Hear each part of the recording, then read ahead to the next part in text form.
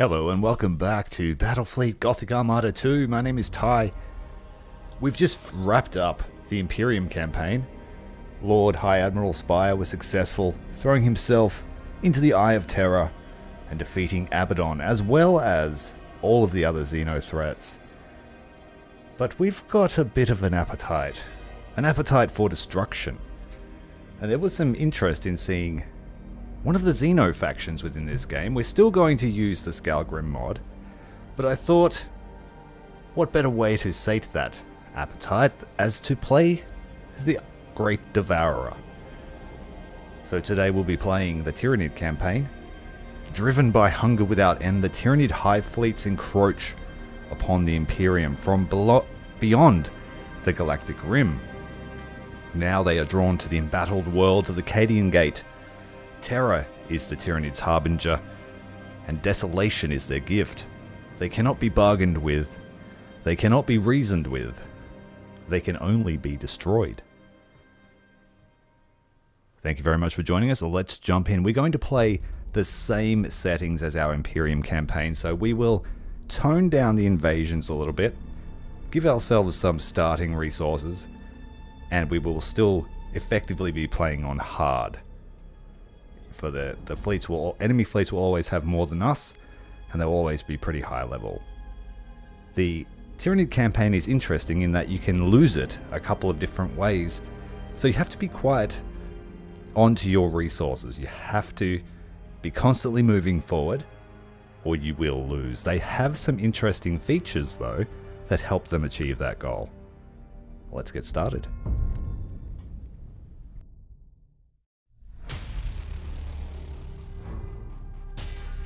The Tyranids, the Great Devourer. In all the stars, there has never been a Xenos race more inimical to the survival of mankind.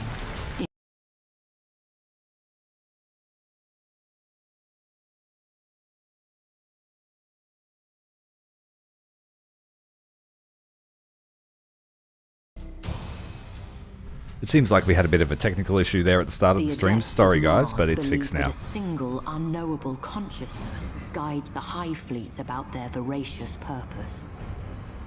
This consciousness knows only unquenchable hunger. Hive ships serve as synapse nodes, spreading the influence of the Tyranid hive mind across the stars. Such is the hive mind's suffocating will that the warp is distorted for light years around. Confusion and terror spread before the Hivefleets advance, as dreams darken and madness spreads. As the Hivefleets advance, the suffocating embrace quenches the Emperor's light and drowns doomed worlds in psychic shadow.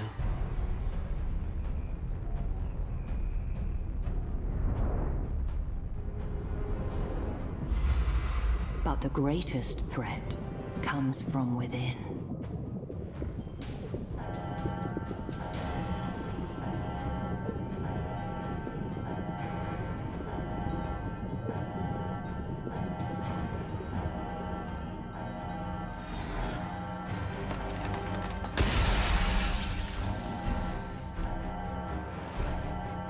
I usually don't tolerate creepy crawlies, but I've got a soft spot for the Tyranids. I think they're a really well done faction.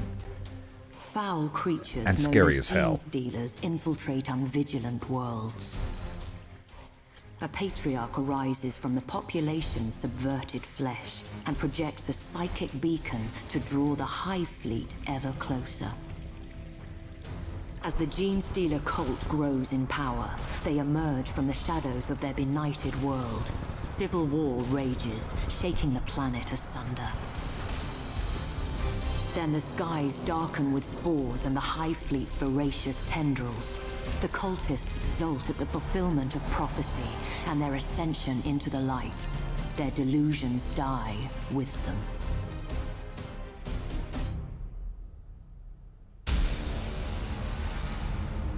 There are many Hivefleets, each but a facet of the immeasurable Tyranid threat. Leviathan is the greatest, and has wrought ruin on a scale never before witnessed. Though the great rift arising from Cadia's ruin has severed many of Leviathan's tendrils, many more remain. Even now, one is surging towards the Eye of Terror. And the campaigns in this game are really cool in that they all tie together in some way. So the whole reason that Leviathan is even near the Eye of Terror, because I believe they originally attacked from the Galactic South, is because of another faction doing some stuff. I don't want to spoil it for you, but if you've played the Chaos faction, you'll know why Leviathan are here.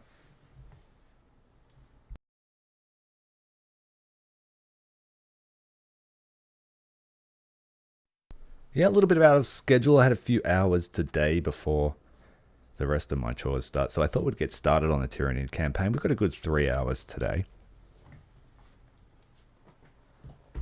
We'll get a good start on it, and if there's enough interest, we'll keep it going right through to the end. The Tyranids play really fun. You can have a lot of fun with the Tyranids, but they can be pretty hard too. If you don't have put any thought into your tactics and you just try to swarm, you will get Unidentified signals approaching, Admiral. My thanks, Admiral Spire, for bringing more souls to feed the Grandfather's cauldron. I need no support to crush the likes of you. Magos, identify those ships. No! Those aren't Imperial! All hands, stand to battle stations. This isn't over. If you watched our Imperium campaign, you might even remember this scenario. Spire got tangled up with some Chaos forces in Bellis Corona, and when both factions, Chaos and Spire, thought they were getting help, but it wasn't help, it was in fact the Tyranids. So let's get started. We have to take down Spire's flagship, which is a battleship.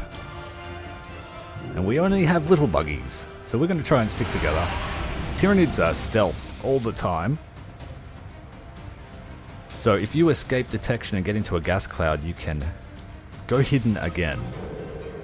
They have a few different moves that the Imperium faction don't have.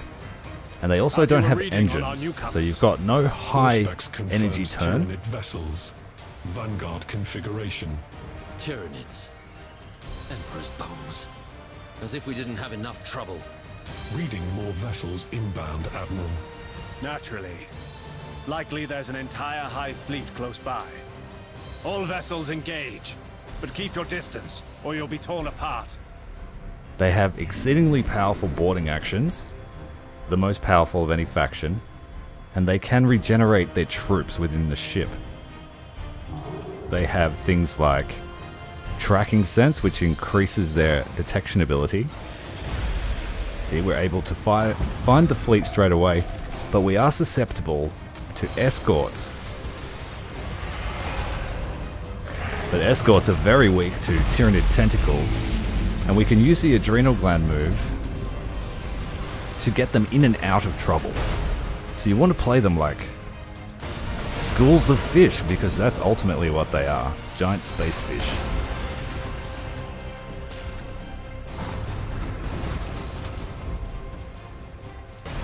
Tyranid escorts are unique in that they're the only escorts that can do boarding actions via the tentacle.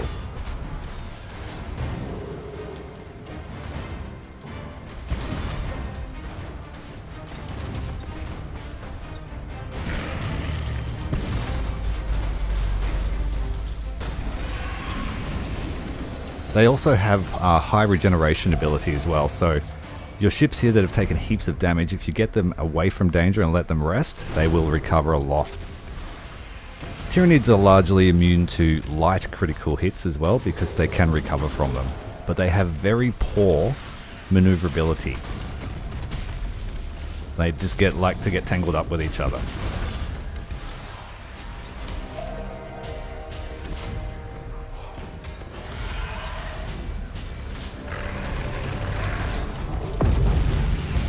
But very high alpha damage. And once you have the momentum, you will win.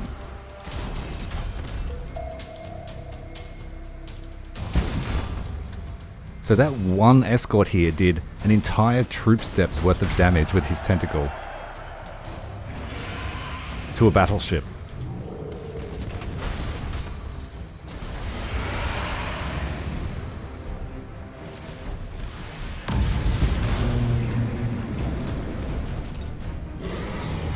Their boarding actions fire from 270 degrees, so you don't need to worry about being side on.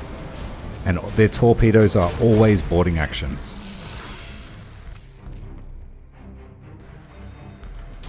So yeah, they're a pretty fun faction to play.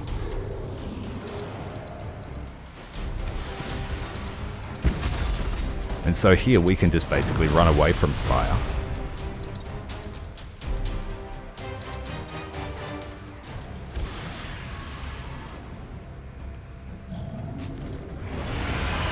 We're also immune to asteroids, so we don't need to worry about damage from those. And when your escorts die, they leave behind a nasty spore cloud, which does a lot of damage.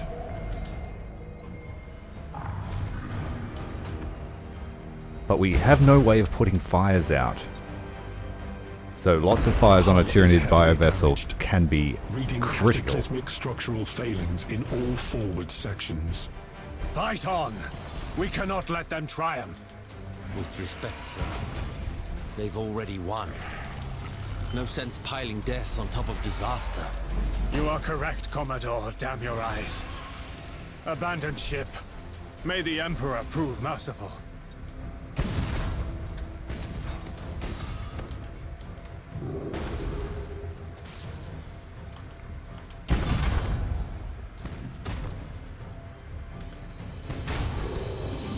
And so we've beaten Spire by stripping his vessel of life.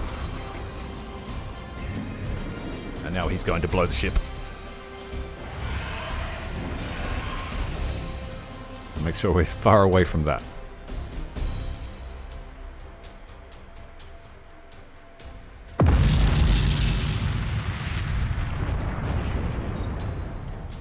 This is Admiral Spire to all Imperial vessels.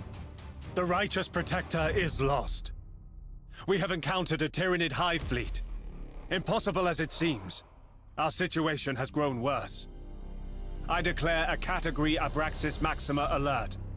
All able vessels to regroup at Bellis Corona. The Imperium will prevail. Not in this timeline, they won't. Oh, snacks are plenty. If you play the Tyranids right, they can be the fastest campaign too. Admiral Spire, certain rumors have reached my ears. Have you a report for me? Only that these rumors are likely true. There are Tyranids at Laurentix. The righteous protector is gone, and I fear this is but the start. I see. I have the matter in hand. As soon as I can requisition an operational ship, I'll see the swarms destroyed. Be not so easily distracted from your goal. A ship you shall have, but the chaos threat at Cadia remains your focus. Am I understood? Yes, Inquisitor. Lord Inquisitor, our forward explorers have located a Tyranid bio-vessel. Not very impressive. There is no shortage of such at present. Confirmed. However, this organism is unlike any other so far encountered. If dissected, the results will prove valuable. And the disruption to the Hivefleet. Very well. Order your excursion. I shall see that it is reinforced. Acknowledged. Now this potentially is the hardest mission in the campaign, so we have to make sure we're ready for it. Basically it entails the giant ancient one awakening and feeding, and we have to defend it, but it starts off very weak. And you have to have the right fleet ready for them. We're starting out here in Bellis Corona. We've captured Bellis Corona, and we're waiting for the biofleets to devour the worlds. It takes 4 turns, and then you get an influx of biomass, but then you get no more. So there isn't really a benefit to holding too many systems as the Tyranids, because your value diminishes as soon as you've devoured the worlds. There are some that have plasmic krill and whales that you can feed on, which are worth some resources, but these are few and far between. The Tyranids tend to lose a lot of biovessels too during their fights, so you need to sort of balance how much you're losing versus how much you'll gain from capturing a region. Like, capturing this region is very profitable even if we throw away 4 fleets because we get so much in return. Whereas others, like this one, are only worth 850, so you would think twice before committing a valuable fleet to it. So our first goal is to hire up a fleet, and we're going to put it here at Menshiro Trench. It doesn't matter what it is.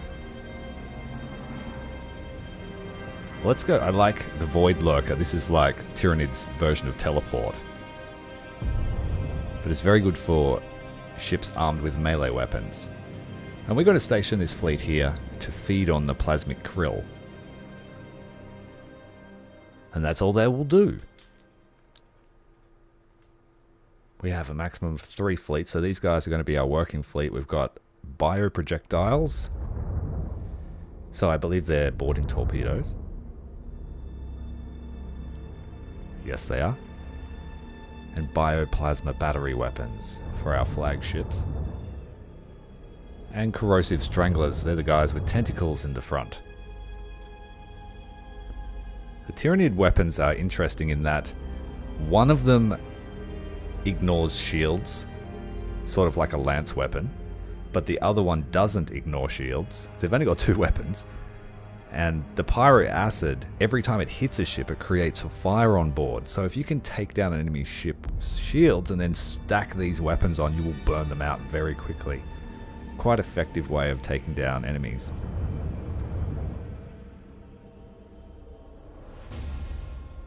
Alright, so initially we can't do much. With each system you capture, you can do one of 4 things. You can build a reclamation pool to collect a small amount of biomass. Spore mines delay enemy invasions. A hatch world fully heals and replenishes Tyranids every turn. So if you've got a heavily damaged fleet and you move them to a hatch world, next turn, ready to go. And then we have the gestation nests, which are only available if you have one of these nest sites. So we have 2 of these after that. We can build up fairly quickly here at Bellis Corona.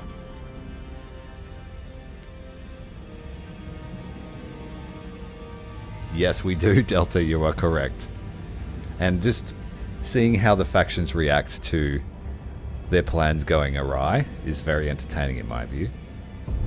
The first few turns we're doing nothing. We're just waiting for construction points to build up.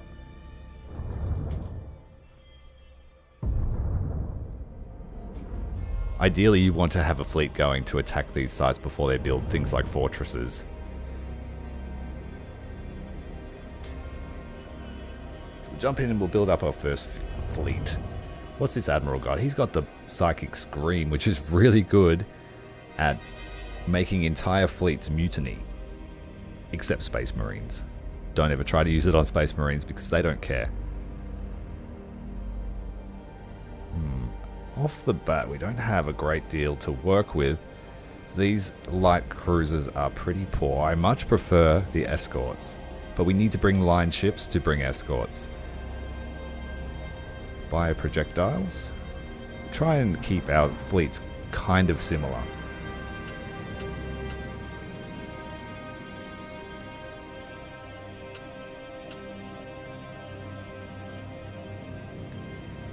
For my escorts, I like to bring the ones with the chompy faces and just throw them at enemy fleets like suicide bombers.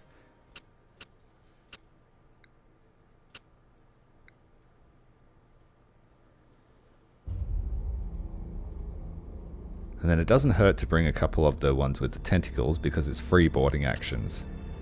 But we have too many escorts. So, unfortunately, we'll need another line ship.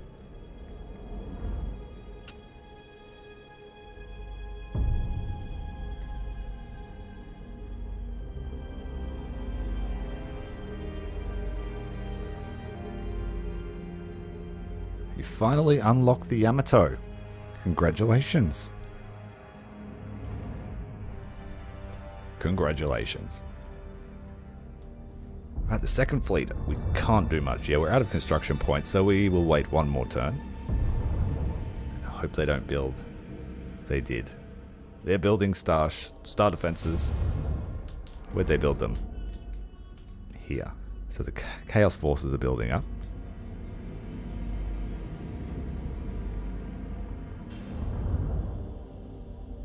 Manshiro Trench. We'll build the Stranglers.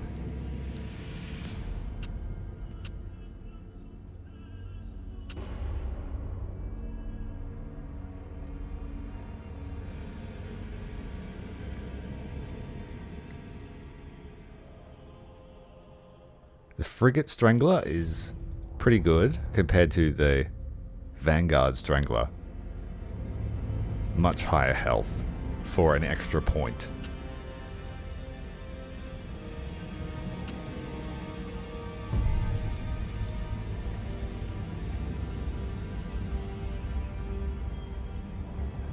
Hey, Lord Spears, you're still at work? Yeah, we thought we'd get cracking. Got a hunger for destruction. So thank you for stopping by, mate. I hope you enjoy the rest of your day at work.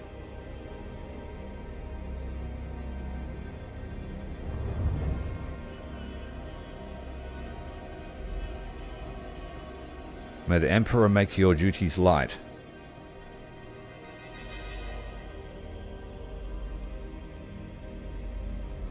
Well, actually, I would beg to differ. I found that this psionic stalker here is actually brutally effective for a cruiser. You're right though, light cruisers are lacking and very squishy. Eventually you just basically want to use these ones, the chompers, and just use them like a large escort to distract the enemy while you get into position.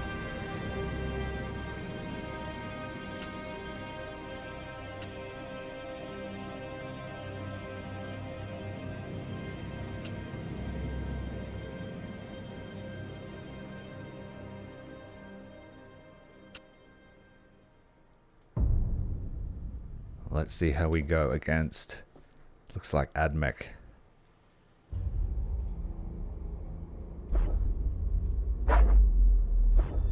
Doesn't matter if we don't win because we can just keep throwing Tyranids at them.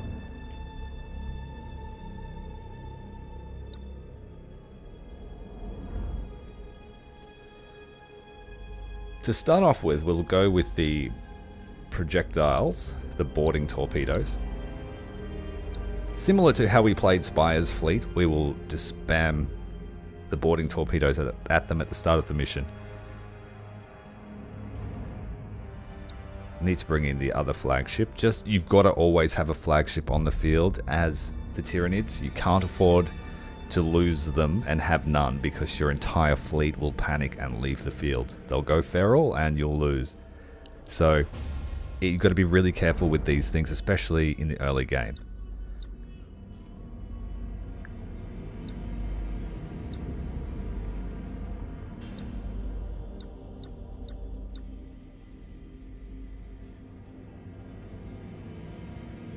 I think that'll do to start us off. Our first enemy, the Imperium of Man. The Imperium of Man. A galaxy-spanning empire in decline. Once, humanity stood on the brink of taming the stars. A golden age of light and glory beckoned. But men have ever been prone to temptation and lured to stubborn pride. Now the Space Marines, intended as the vanguard of mankind's ascension, fight ceaselessly to prevent their father's work sliding into ruin. But this time they're going to be sliding into the maw of the Great Devourer.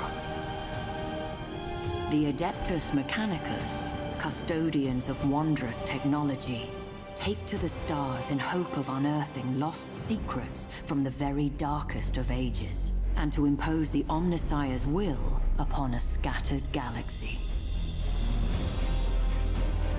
But nowhere is the Imperium's might more plainly seen than in the vessels of its star-spanning navy. As war rages, colossal warships slip anchor to smite the foe with the righteous fury of the faithful. Such vessels are both Imperium's stalwart shield and gleaming spear, shining in the impenetrable dark of space. It takes more than a man to command such a warship. It takes a hero, strong in will and unflinching of purpose. Without such heroes, the Emperor's light would surely wane. Admiral Spire is one such hero, forged in the hallways of the vaunted Schola Progenium, tempered in the cursed days of Abaddon's 12th Black Crusade. Long has he been lost, but now, freed from the Immaterium's clutches, he returns to shed his blood in the Emperor's cause once more. And in Any who another seek to timeline, he sweep was mankind successful from in the that stars task. Must first reckon with Spire. Many have sought his head. All have failed. But one hero alone may not be enough to change the Imperium's fortunes. And it won't It will be, take thousands. because they're all going to fall into our clutches.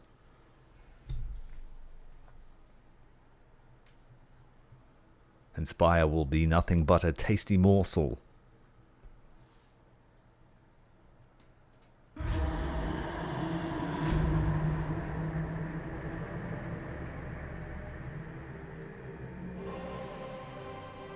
We'll have standard human snacks, and then there'll be the spicy humans that have got all their weird afflictions, but it's all still good because they're still biomass.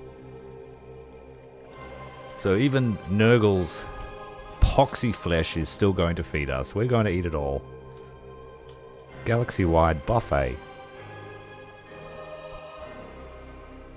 Alright, so these ships are bio-projectile ships. We don't want the escorts in front.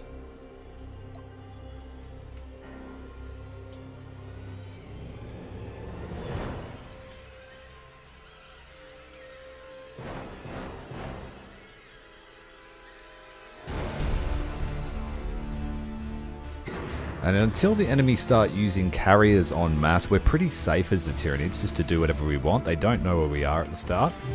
Well, they kind of know where your flagship is by AI cheats, but largely they struggle. It's like being in a gas cloud all the time.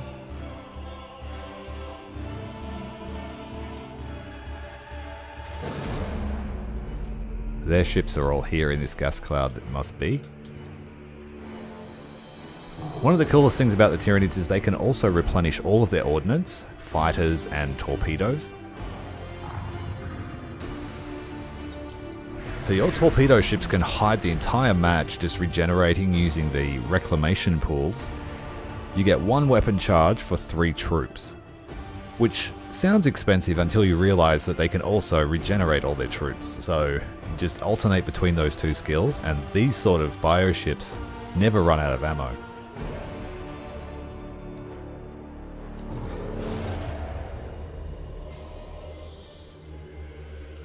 And it looks like they're going to find our torpedo ships first, so let's go and say hello.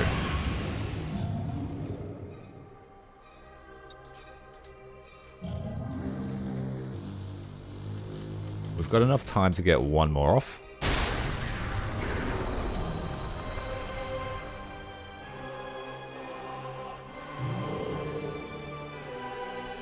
The Tyranids struggle to maneuver.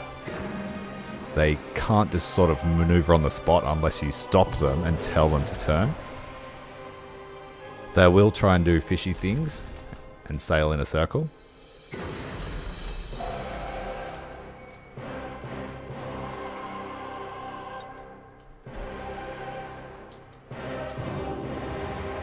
They're about to find one, but they're not going to like it.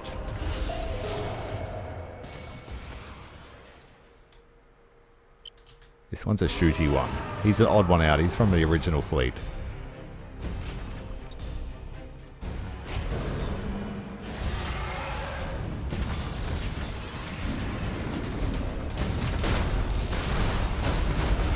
Hello.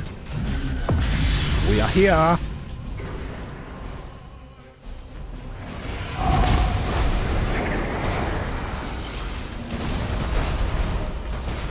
All this gross stuff is good for us and bad for them. We just sail through, chomping on what we can until he dies.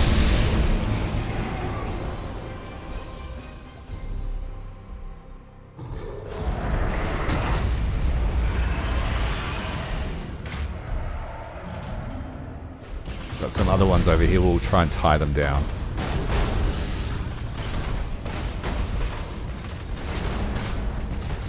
And the little fishies are pretty quick too, so you can really hunt with them.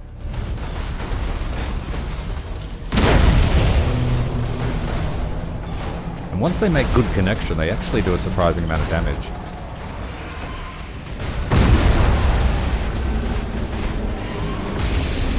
You gotta coax them into eating though.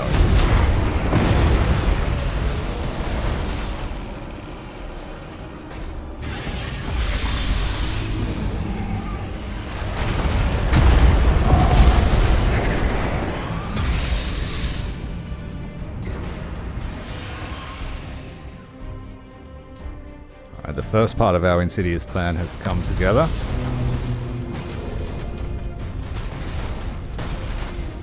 There's the flagship.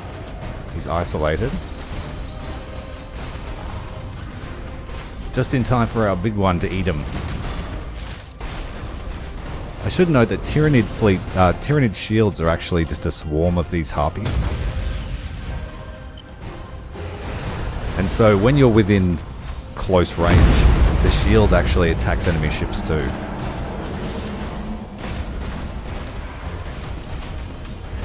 He's not getting away.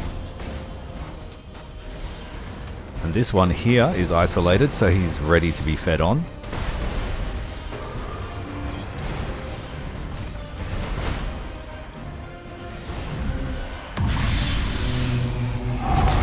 Oh, he died.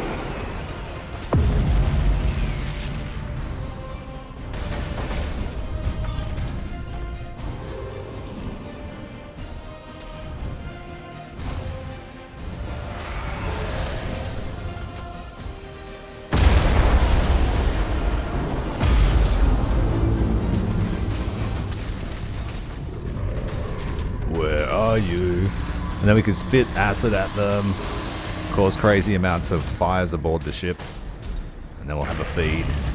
It's a lot of fun. Send some boarding actions.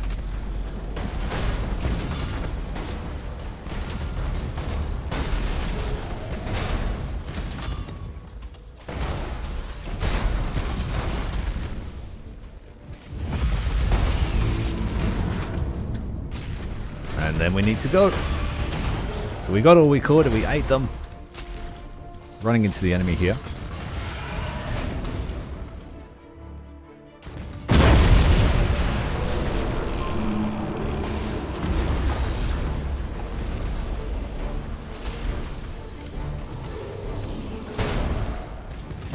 Right, the next wave of enemy are on their way.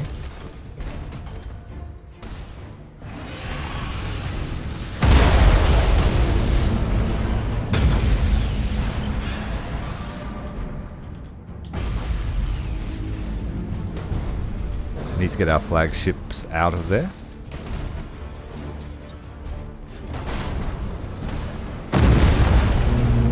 This is a AdMech spear, so we shouldn't ram it. Now we're stuck on it. Too late. We might be able to eat the nose off. Let's change to weapons. Keep eating. Yum, yum, yum, yum, yum, yum, yum, yum. Yum, yum, yum. There's going to be a lot of this.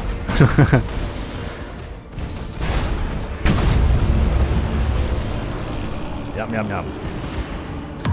Oh, this guy wants to join the party.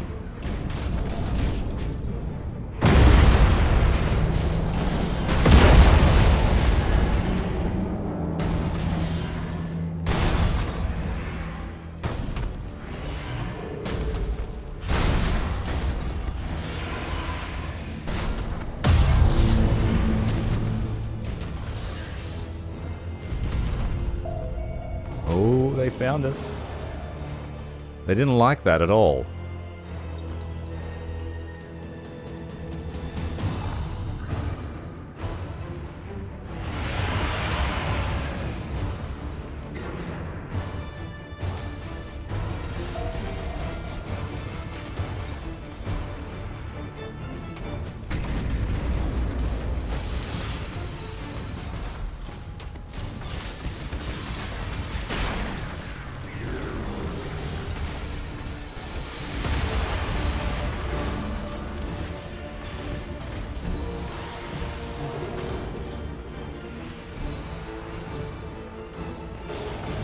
I think you picked on the wrong guy, mate. You're our next target.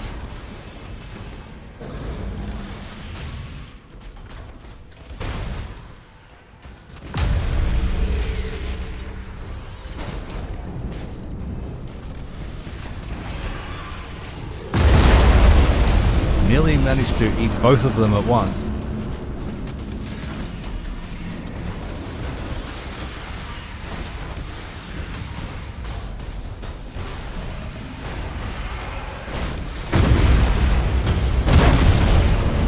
Lots of fun.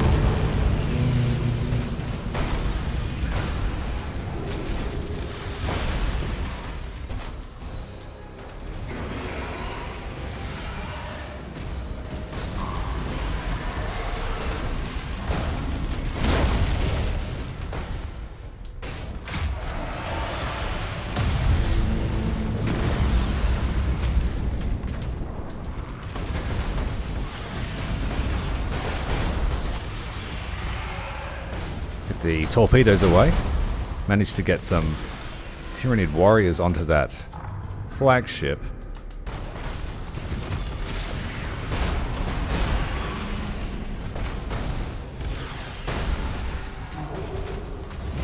Again, 3 more.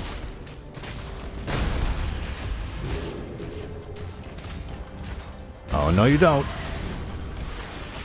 Oh, we missed him just. We'll get a second try.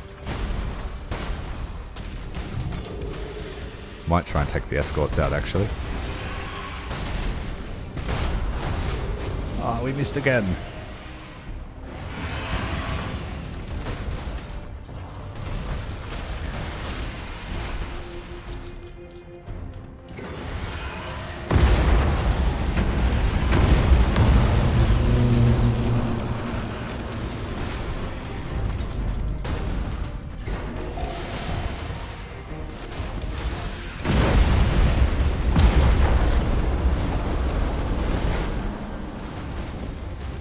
We might lose one of our flagships if we're not careful. Give that one a rest. This one can come in to help.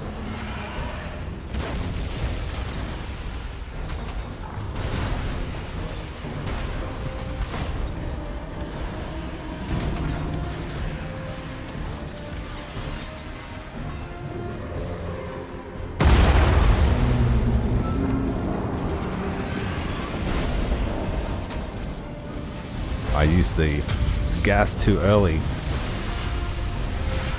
Oh no, we got heaps of fires on this spear actually.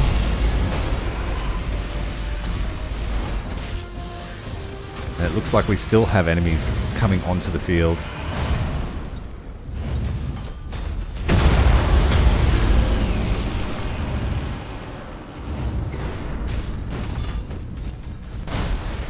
Good evening, Crow. Welcome, mate.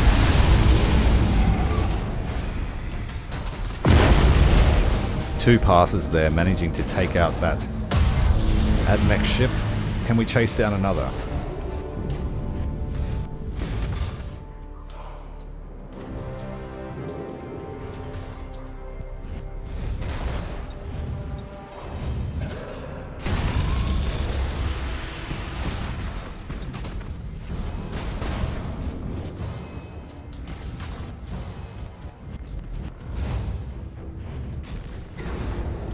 Muncher's ship needs a rest. His belly is full.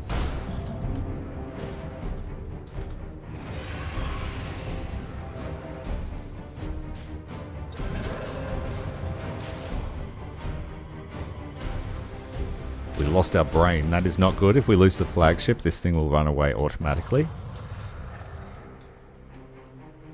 So I'm going to hide the flagship over here.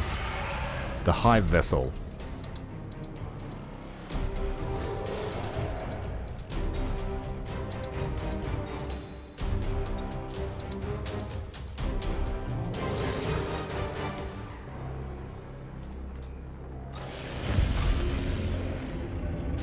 Oh, they're trying to chase us down. That's a bad idea.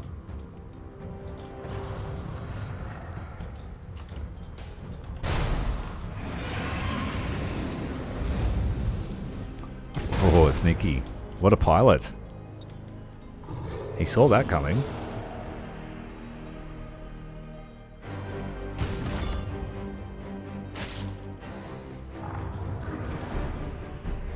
Just throw ourselves over him and try and eat him like a snake would. Good contact on the left wing here.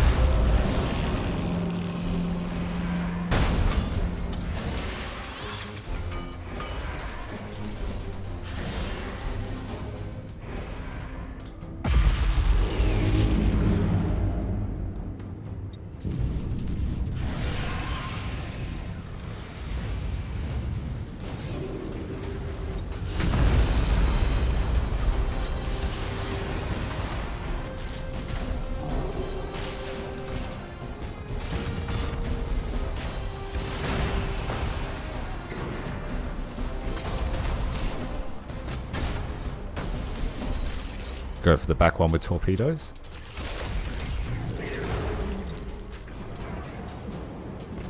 Oh, they're good at dodging us.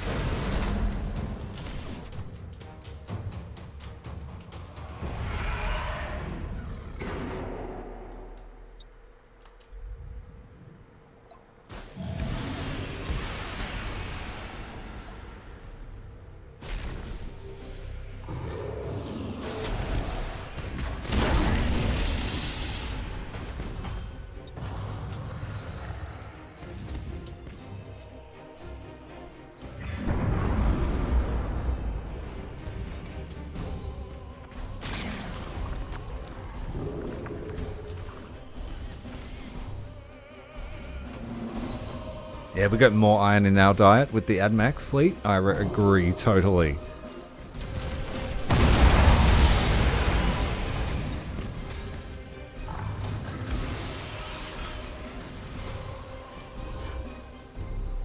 They're making good use of their stealth.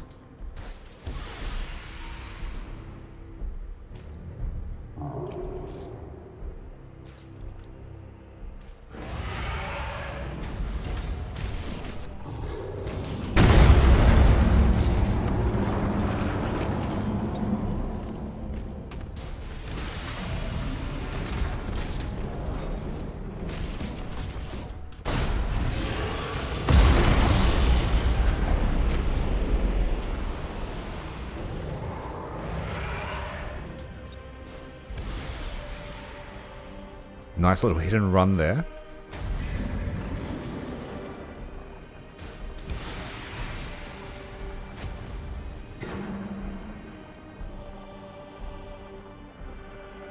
I think the fires might make this ship die. Maybe.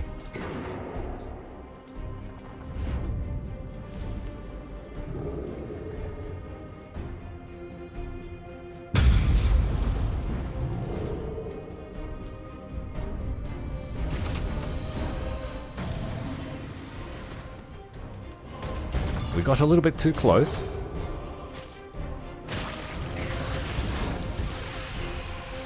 We'll have time to get back, just as our shield collapses.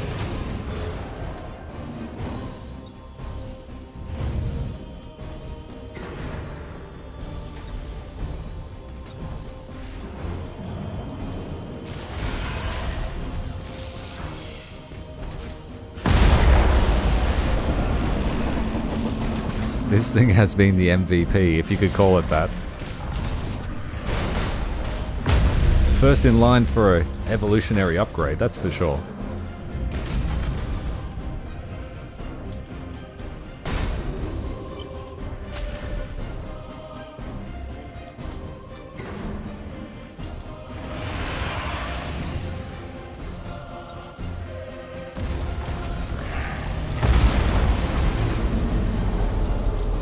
Oh, we lost our face. Alright, he's chewed off more than he could bite.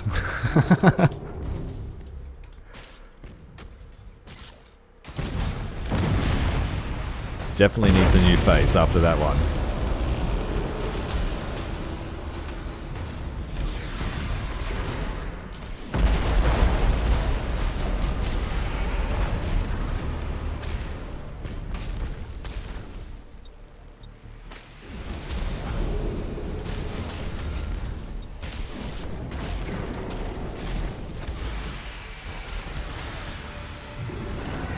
It's done for now.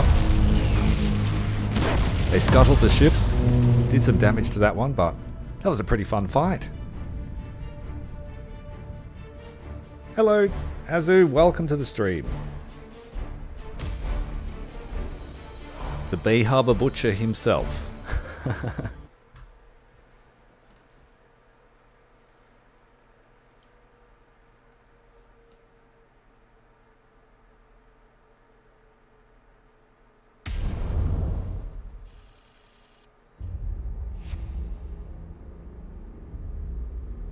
So we're basically just playing with our food. We lost our escorts. That's expected when you play the Tyranids. That's what you want.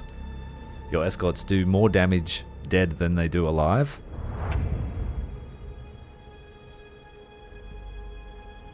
And we've captured Subiaco Diablo. We'll put up the Spore Clouds. Spore Clouds are cool. They delay invasions, but it spreads to neighboring sectors on the following turn. We have to hold up here for a turn.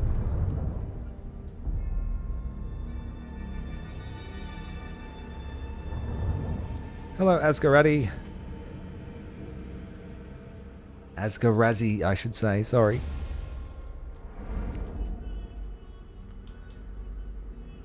Right, so we just repeat that process. But I will wait one more turn. Please don't build a starbase. Good, thank you. Season 3. I like Season 3. It was a good season. No spoilers, but yeah, good season. They were all good up until Season 6, if I'm going to be honest. If you stop watching around Season 6, you've done yourself a service.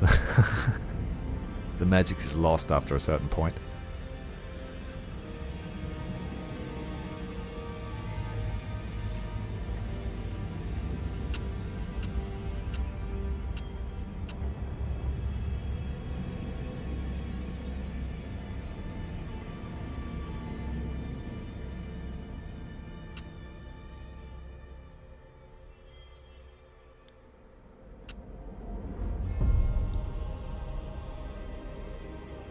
This fleet took no losses, that is good. This fleet has a little bit of troop damage, but that's not a concern. Let's go and punch Chaos now.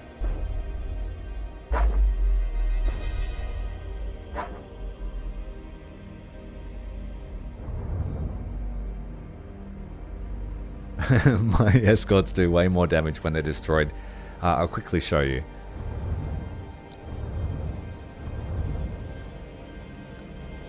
Where is it?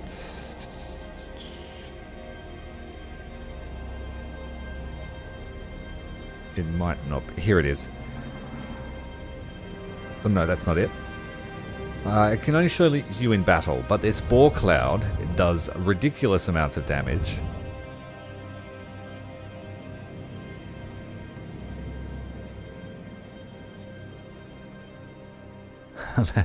That's a lot of space. Yeah, but basically the Spore Cloud that the escorts release does really, really good. I think it's 18 damage per second for 2 minutes. And it slows down ships, and you can stack up the clouds so that ships can't move. Very nice.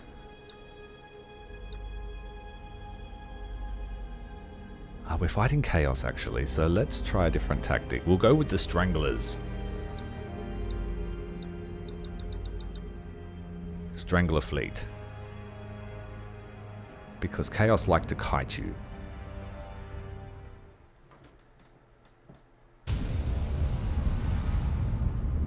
"10,000 years have passed since the galaxy burned in the fires of the Horus heresy. 10 millennia since the greatest of the Emperor's Primarchs fell into the grasp of eternal damnation and tore the galaxy asunder. Horus Lupercal may be dead, his body ashes, and his memory the stuff of a cursed legend. But the wounds he wrought yet gape in the hide of an embattled Imperium. So if we For the battle translate this to Tyranid, knows no end. these are the spicy humans. Many of Horus' servants They'll have a few survived the interesting civil flavors wars, that we can and they have not forgotten their defeat. nom on. When the War Master fell, they retreated to the Eye of Terror and waged battle anew. Greatest of these was Abaddon the Despoiler, Horus' greatest living heir. Abaddon took the title of War Master for his own, and embarked upon a long and bloody campaign to succeed where his fallen master had failed. 12 Black Crusades he launched against the Imperium of Man. 12 world-shattering campaigns to forever alter the balance of power. And that guy's like the ghost chili. He's Now, very spicy. as the millennium draws to a close, a vast armada of traitors slips its moorings as Abaddon launches his 13th and perhaps final strike. As the tide of chaos breaks against the Cadian Gate, the Imperium holds its breath. Faith alone cannot hold back these bleak waters.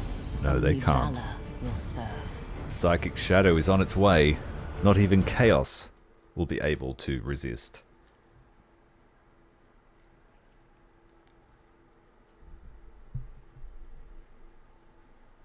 So we're going to use our tentacle fleet on them.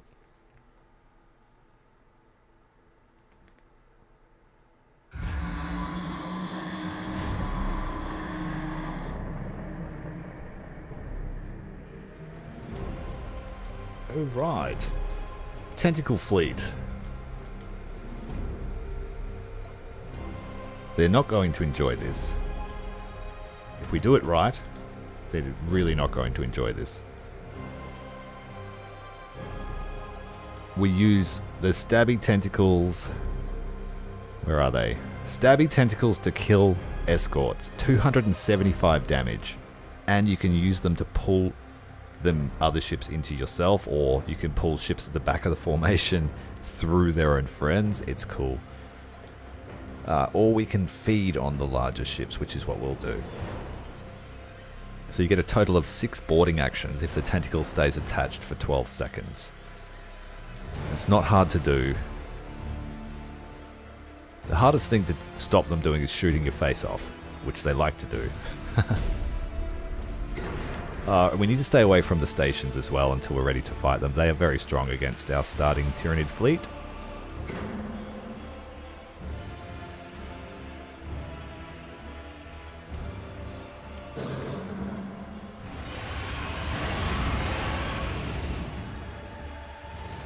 And we've got one of our chompers, because our other chomper did really good. Actually, yeah, our other chomper did really well, and he survived, so... Usually I build a heap of chompers and I don't micro them as well, but that single guy did a lot of damage to the Admech fleet.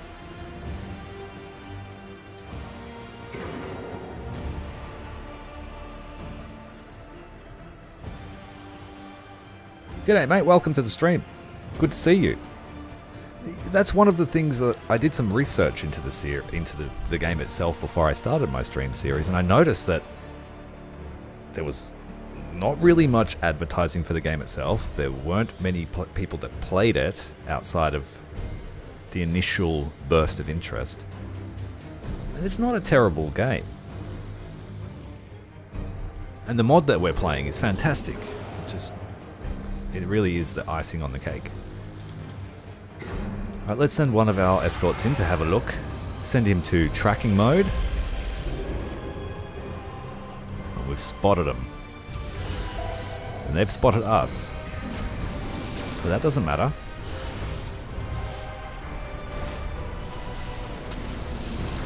This one's a... Oh, we got Nova Cannon, but that is a big waste of a Nova Cannon.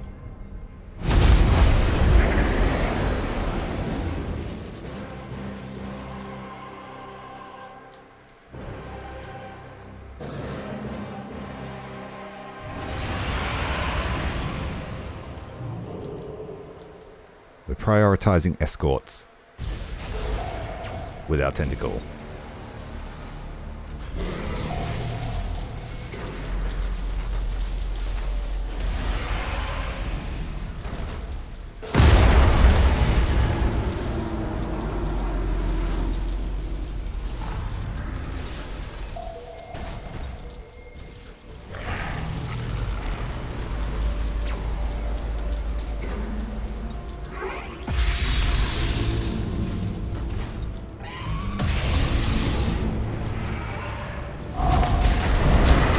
Try and make this cloud very dense.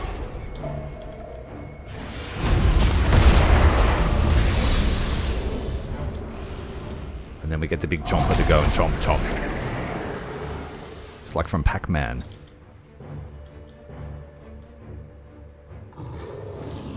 This escort's like, what's going on over here? I got no idea.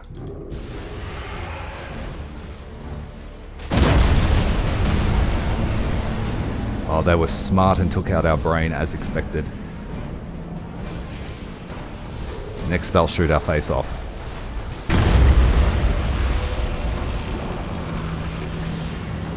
The chomper is chomping, but they are doing massive damage.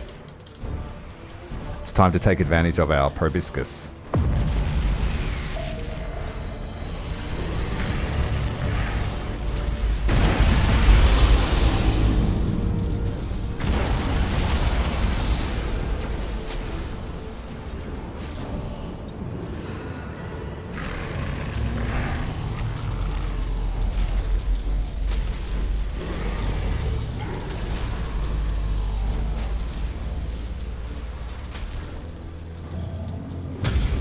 We want the fire one to do some stuff on this formation here in the clouds. Chaos are very good at focusing you down, so you've got to be quick.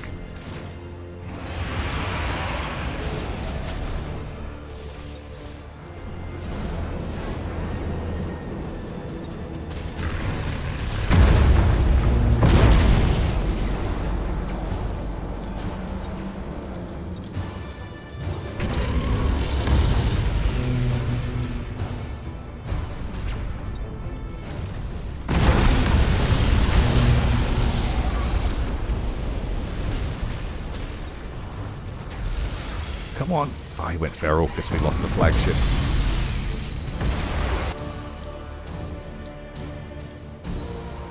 So our flagship will have to hide to keep the rest of our Tyranids alive. We're going to bring in another wave of escorts.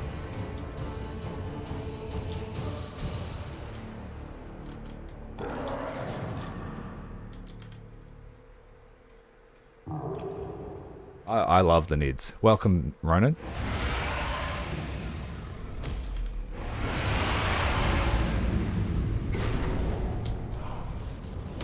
I'm pretty sure we managed to snipe all of the escorts, unless there's a couple here now. So we will be able to just chomp on them at our will. We'll let this fleet recover a bit. In the meantime, we'll go and throw some escorts at them again. This one ship is probably going to die. Let's have a look. The Spore Cloud does, 18 damage per second to every non-Tyranid for 120 seconds. Very effective. What we might do here is just assassinate this wonder ship.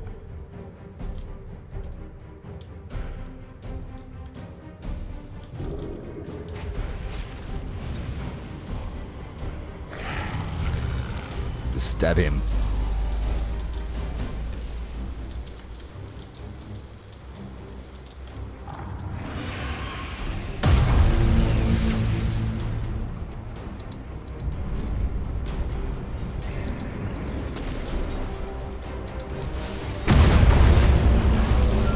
Make good connection.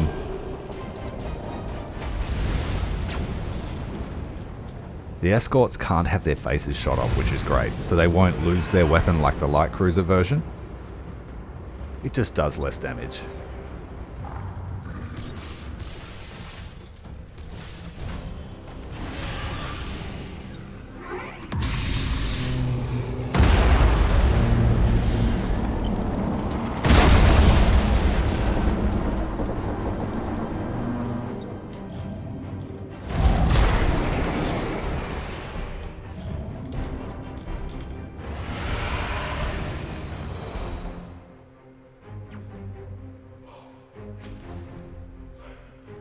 The 40k lore is intense, and it is one of the ultimate wormholes you can go down as a if you want to read.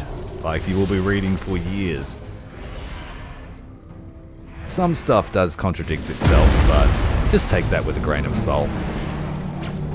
A lot of it is built on your own headcanon too, you know? You just take what you like out of the setting.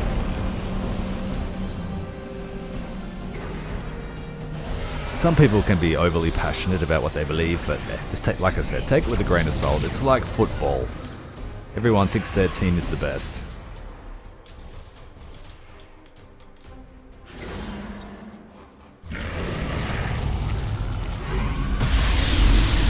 And we are feeding on this one for sure.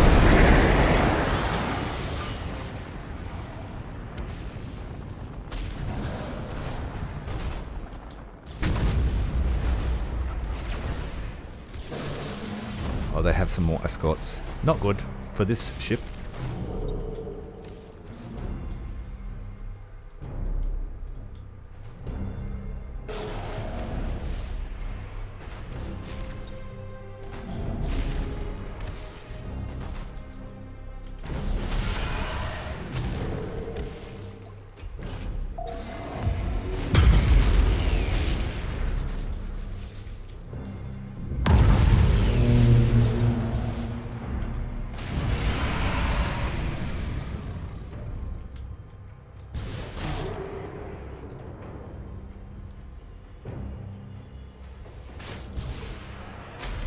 Yeah, that's a big one.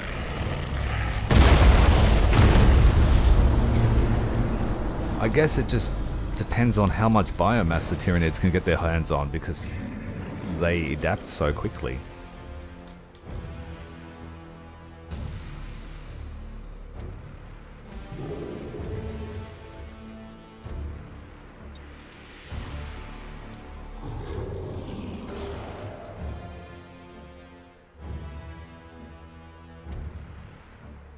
Yeah, Tyranids, Necrons, and Eldar all regenerate, you're right. I believe the Tyranids have the best version of that, though, because they don't lose as much maximum health from their healing, so 6 body points a second. Maybe the Eldar's better, I'm not sure. They're Wrathbone ships.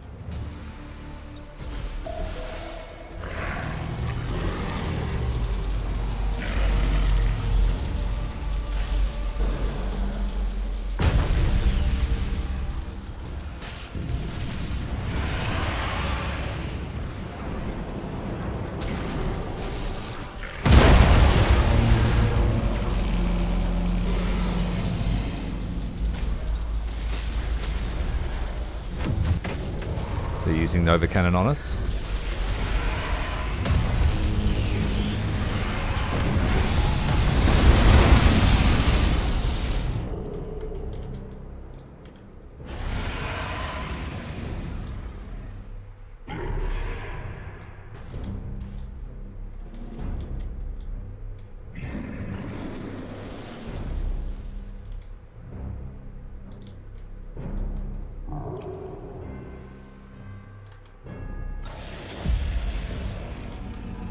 Found him with hunting sense. He's going to try and run down our ships as well.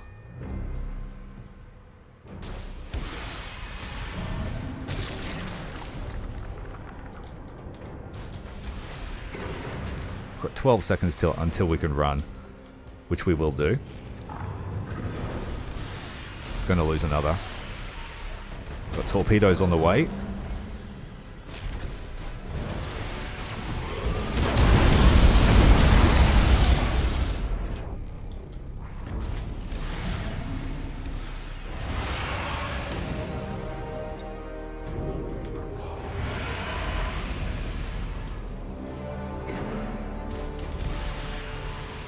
now we can pick this one off since he's run ahead.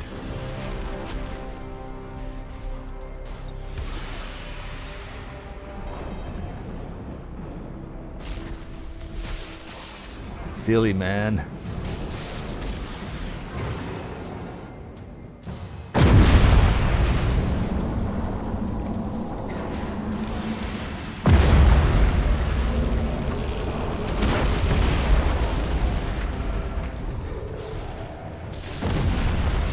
About to Nova us again.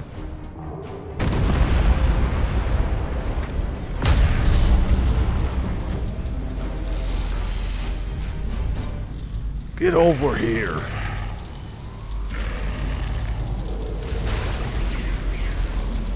He pulled us out. But at what cost? He's dead.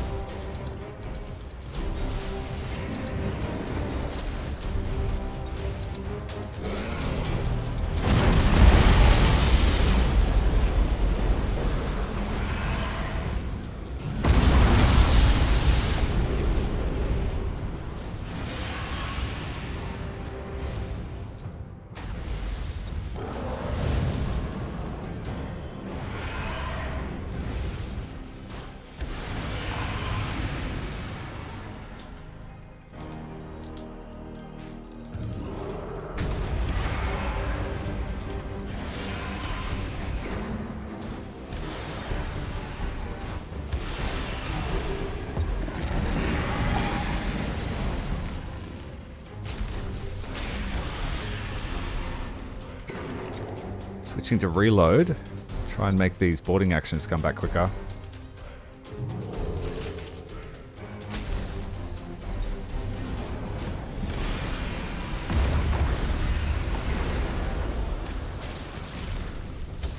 The flagship has been eaten.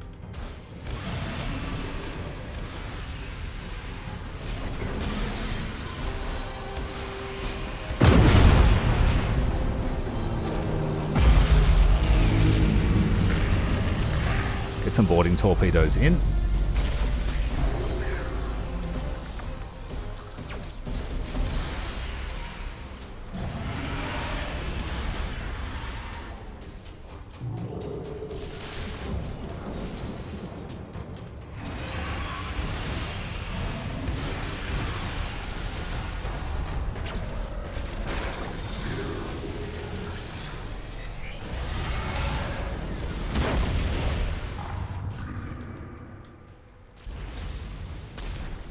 Those Chaos ships have high alpha on their front weapons.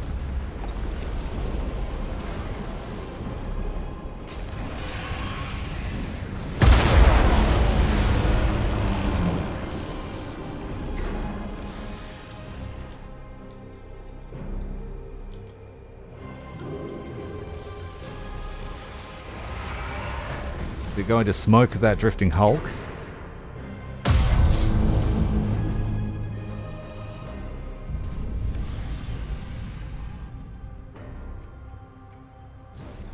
I'm doing the standard fleet sizes simply because my PC will die if we go any higher than that.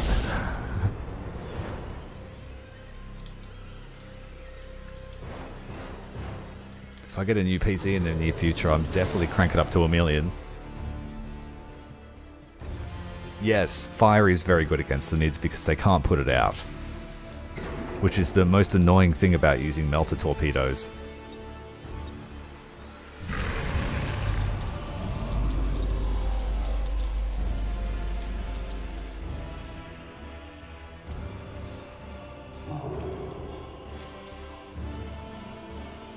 If we leave him long enough, he'll come back to 100%.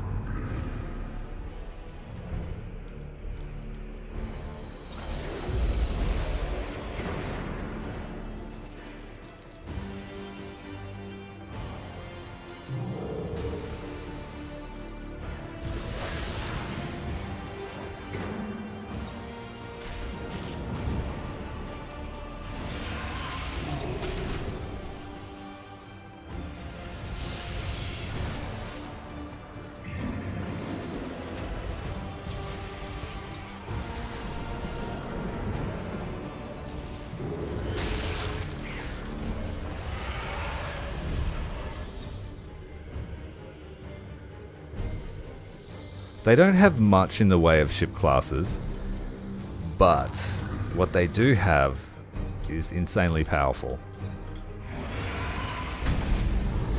And so basically when we're in light cruisers, cruiser size, they're not very capable. And they have to really pick one role that they're either a chomper, a torpedo, or a tentacle. You can use Tyranid ranged fleets, but you kind of have to pick their lancers or their bioplasma to get the most effectiveness. Going like hybrid doesn't really work out in my opinion. Oh, this is our flagship. I don't want to commit him.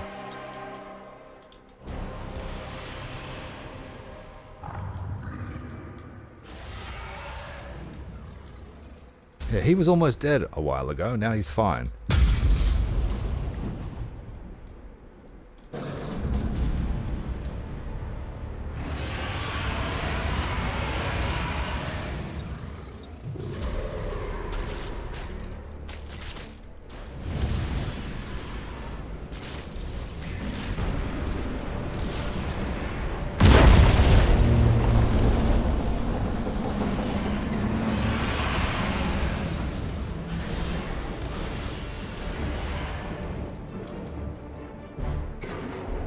Get this other chomper in.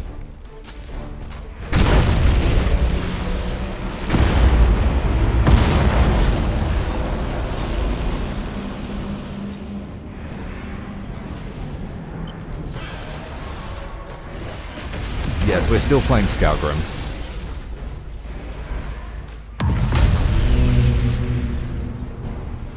Yeah, we're going to afford to be able to lose a lot of our fleet until probably Agrippina. But after that, it won't matter. Basically, as soon as I get battle cruisers, it's pretty much over for the Imperium. Our hardest fights will be against the Necrons. But even then, they're pretty easy. Once you've got the snowball rolling,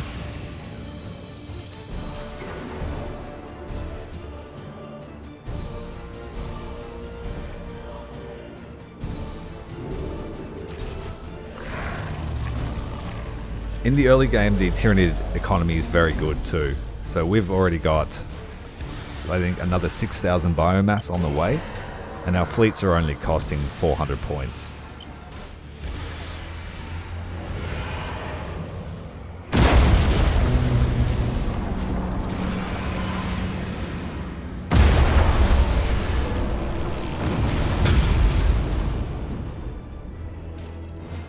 Now the real test here will be trying to figure out how to take out the stations.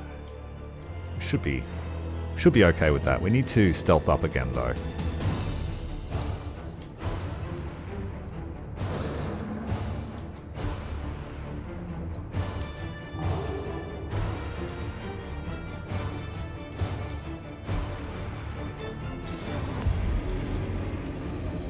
Bioplasma. You're no good. You can't help. Bioplasma. Bioplasma weapons will help us take out the stations. It'll take a little while, but we're at max speed, so it should be alright.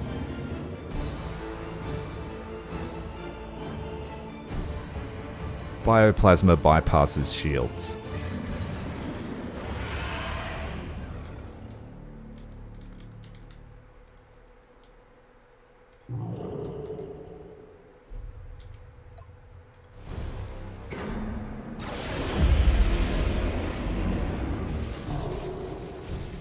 Let's go, little fishies.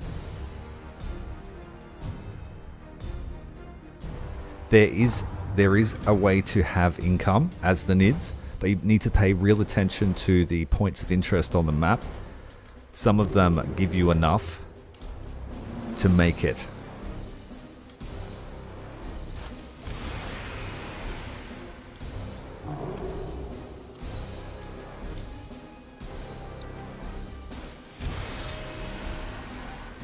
We need to prioritize all the weapons. This is why we need to take these sectors before they got the big starbase, because that big starbase can detect you sending out probes and all sorts of crap.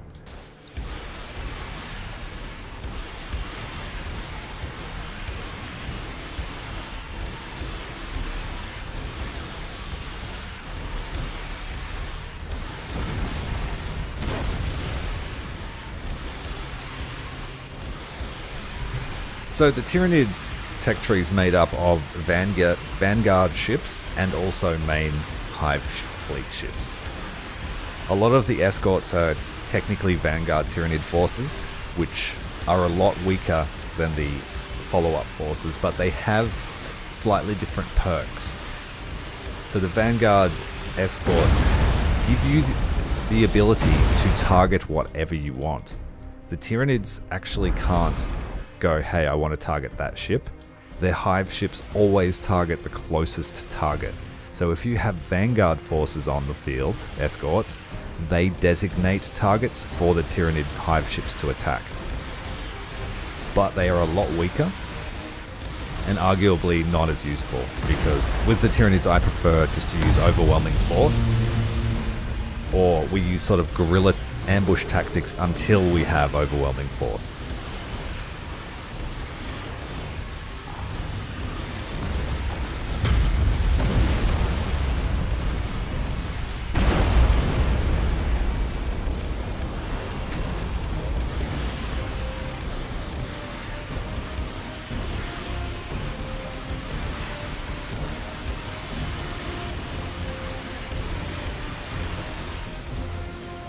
So we'll just let the fishies do their thing.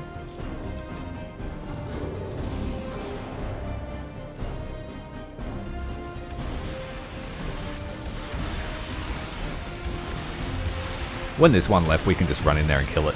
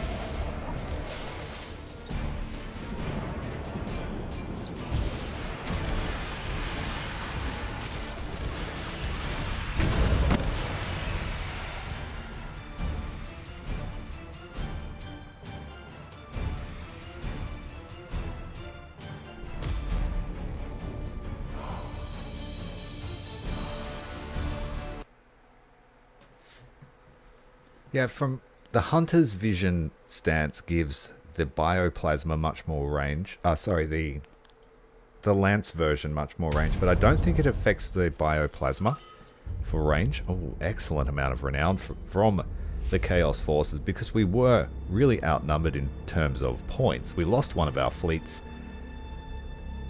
So we lost 70% of the fleets, but the renown earn, we want that.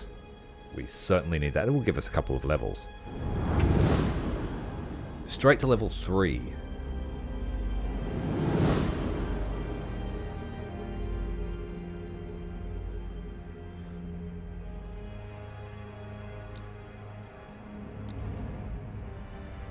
And they sort of have a cheat button too, so if you are losing your campaign, you can cheat.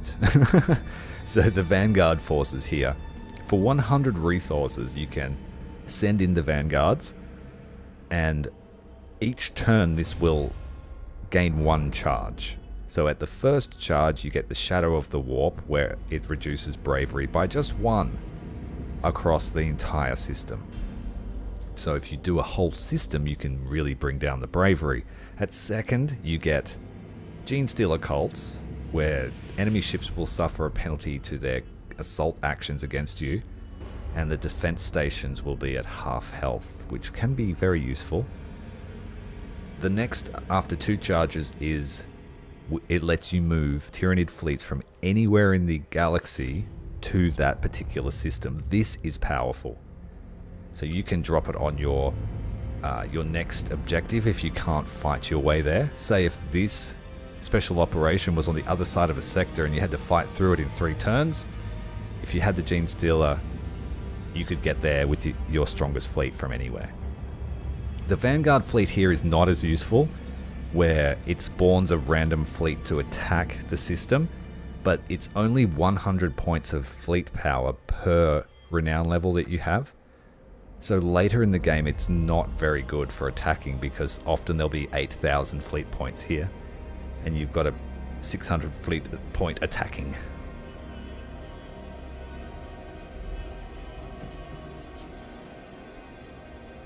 I'm pretty sure the Tyranid fighters don't attack the hull, but when they attack the ship they act like a bomber at first, if that makes sense. So when they arrive at the ship they do bomber worth of damage, but then they stay and attack the turrets, whereas the Necrons do the bomber, and then when they stay they chip away at health. The same with the Orcs.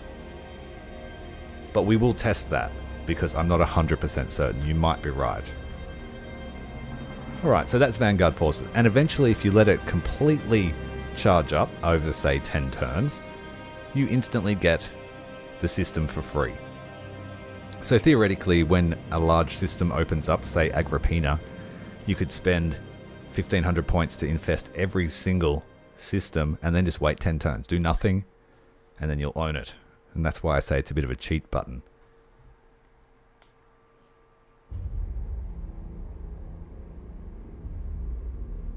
But yeah, I really like the Genestealer cult, Patriarch call, where you can just drop your most powerful fleets from anywhere. That is really fun to do. What's that, Admiral Spire just chilling in Agrippina? Nope, not next turn he's not. Alright, we need to build up another fleet. And we have 6 fleets available now.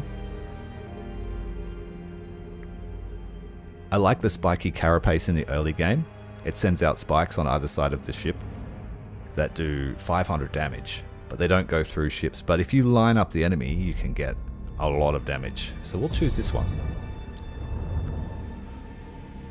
This one is less useful, but it is very useful in the early game. 950 damage is no joke. In the late game, when you're using very big ships, it's hard to actually hit anything with it because it's got a short range comparatively to the size of the Hive ships. And then we go that. So we got our 6 fleets. We need to build one up.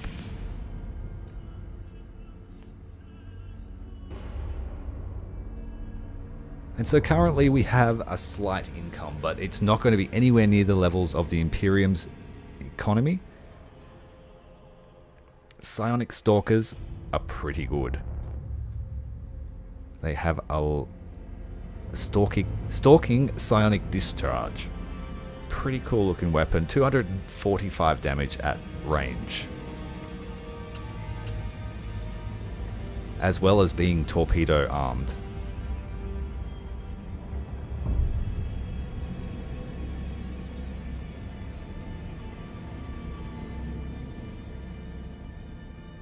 So I am going to make this a reclamation core.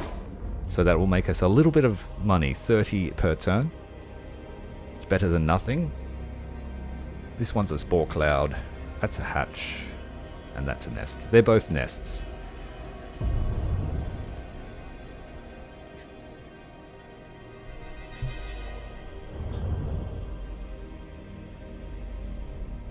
I'm not sure if it's the mod, but I haven't been able to get my spore clouds to actually detect anything.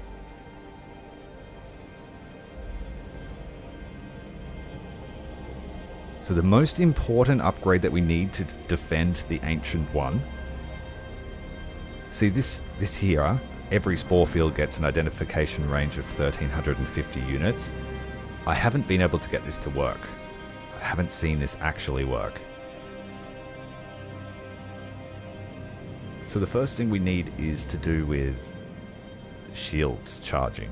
So as long as they're in reload, shields regenerate 100% faster. That's pivotal to keeping the Ancient One alive. And then the second one that we need increases light critical damage regeneration. So if they shoot our brain out, it will just heal itself. Okay. We still have a heap of time until the Ancient One needs to be defended, so we're going to spend some time here to build the right fleet, which is Psionic Stalkers.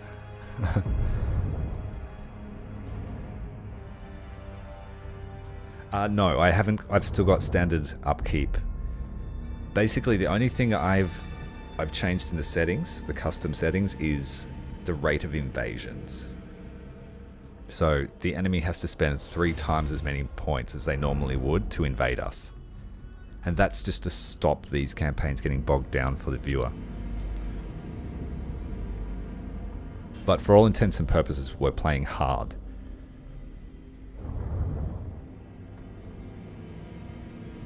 Obviously, having less invasions makes the strategic landscape easier to deal with.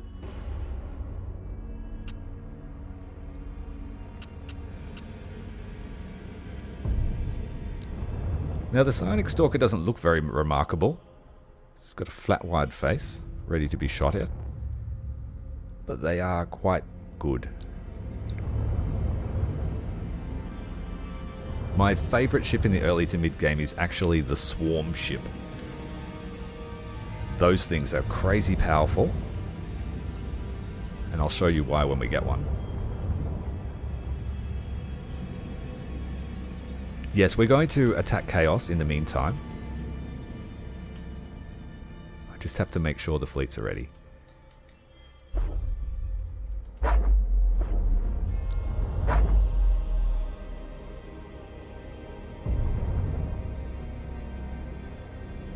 Manshiro Trench can help us build up the next fleet.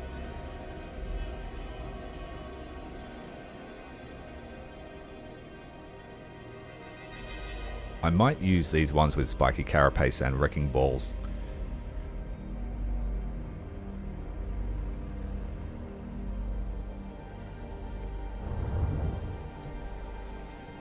The cruisers are serviceable Hive ships, but I prefer to sort of not use cruisers. I prefer light cruisers, battle cruisers, and then eventually the Hive ships when they come out. So we've got a bit of a gap here in Grand Cruisers, but the power of the Swarm ship sort of makes up for that. And then we also have a Hardened Clutch Devourer, which is basically double the armor or double the health of a normal Chomper, but with no side weapons. And I love these. These are like battering rams. You don't care if you lose them at 100 points, and they can really eat their body mass worth. They eat more.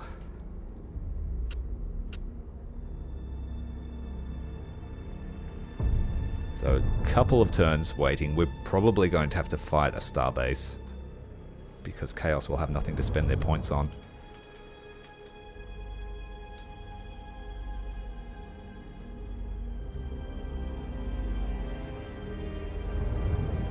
For the Tyranids specifically, I don't particularly like their cruisers.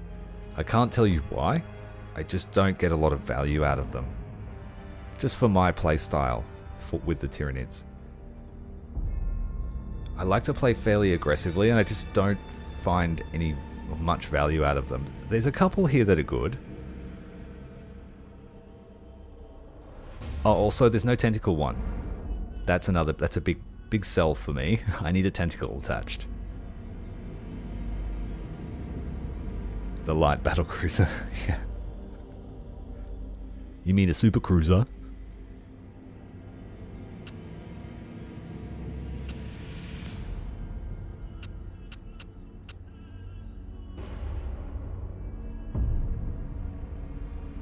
2 of those fleets. We've gone into a deficit now, but because we've eaten Bellis Corona, we've got a bit of a cushion.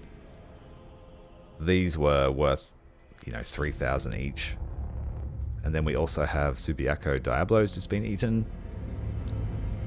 This is a low biomass world, but it's still worth a whole fleet.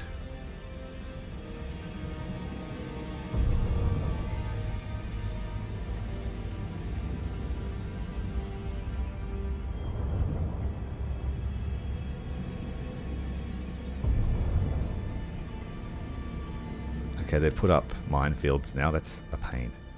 So we can only bring 2 fleets in there anyway, but they don't have a starbase. So let's give the Psionic Stalkers a run.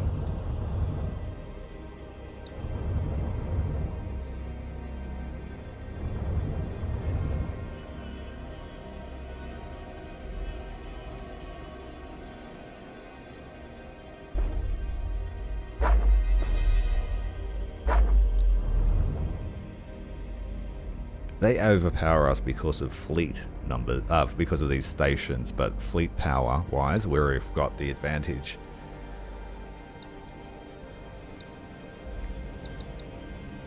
These are a great hybrid torpedo / sniping vessel.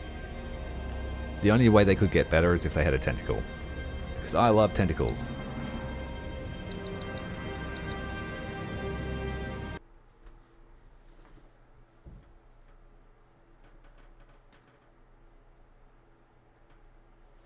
When playing the Tyranids, though, I do wish you could sort of set your fleet to auto-build the escorts, so that you could just always have 6 in the fleet, for example.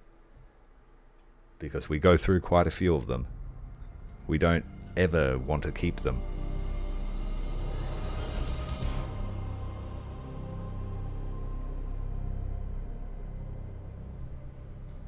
Ours are worth 10, 8, 9 points. And the damage they do is quite substantial. Okay, our Psionic Stalkers, like I said, they're like a hybrid cruiser for sniping and torpedoes, or boarding torpedoes.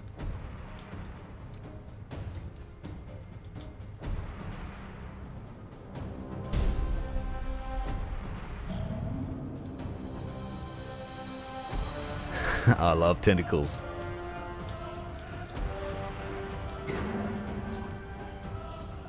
I have been known to enjoy Slaaneish's embrace. In 40k, of course, not in real life.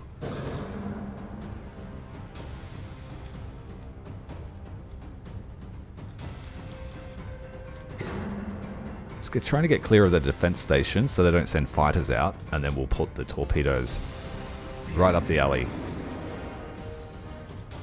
So often with these torpedoes, you'll stumble across empty fleets. Fleets of drifting hulks.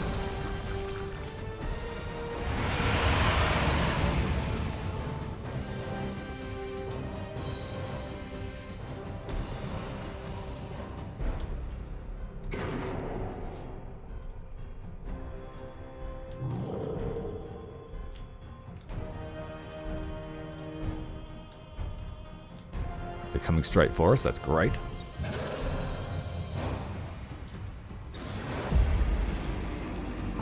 Let's go looking.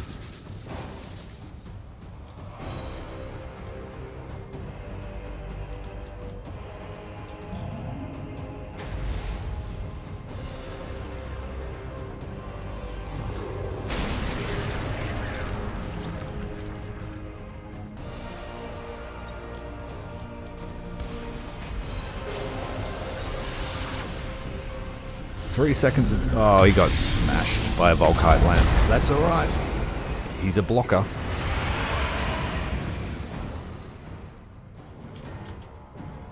Now we want to stop here. They hit themselves with a Nova Cannon.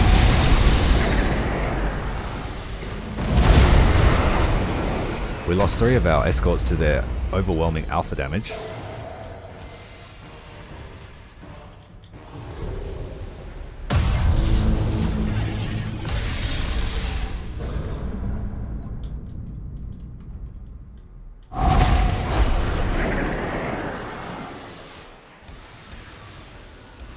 Quite a few boarding actions managed to make it through.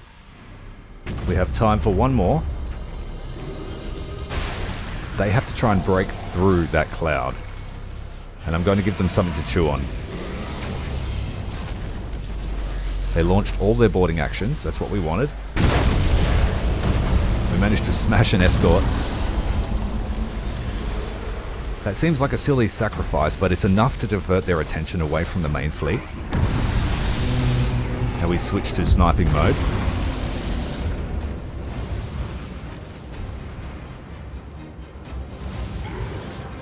And this is where the Psionic Stalkers will prove their value.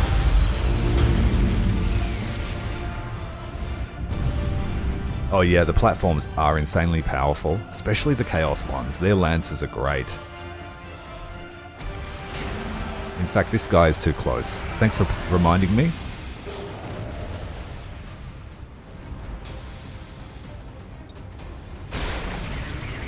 We have about 30 seconds left on those spore clouds. We'll keep sending them through.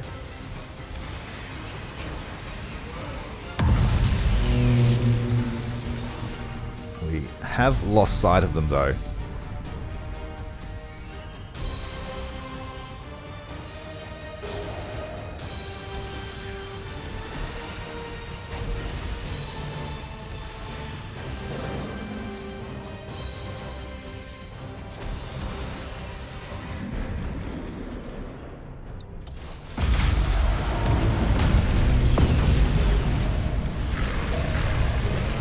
Oh, they've got tentacles too. Get away. I only like it when it's my tentacle.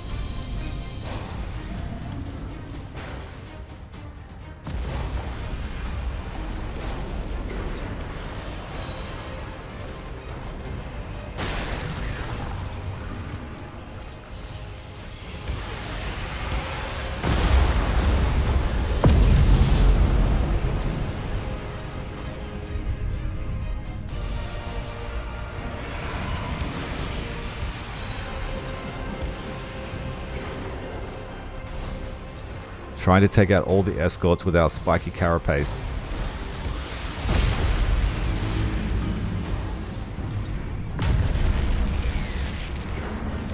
Our flagship needs to run away.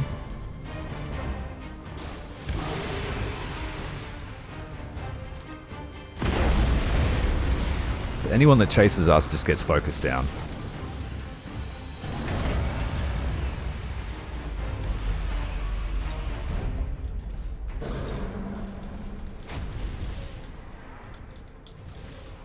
On stealth mode here.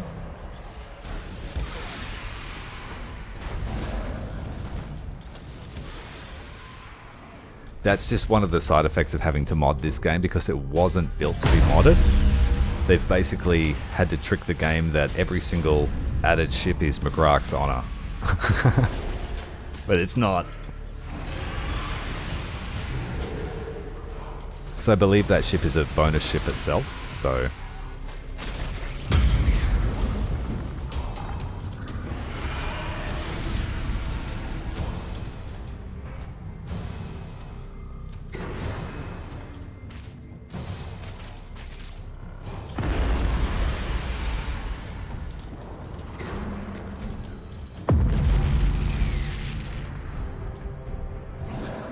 I think we largely killed them all.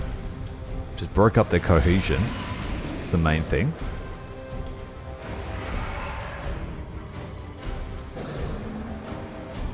They may be in stealth mode. We'll have to look. Yeah, they are. Board the flagship. Being close to an enemy ship, you'll see that he's being attacked by flies. That's our shields doing their work. So our shields are deadly to other ships.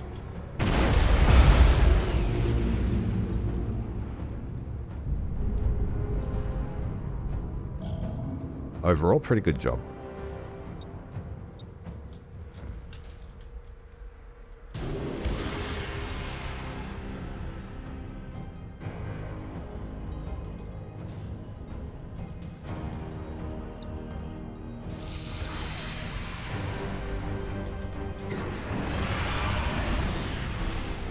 Oh wait, there's one more left.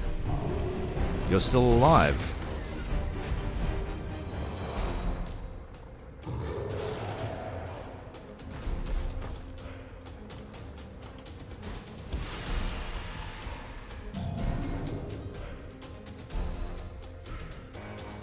As in that you can only get it in the campaign as part of the storyline.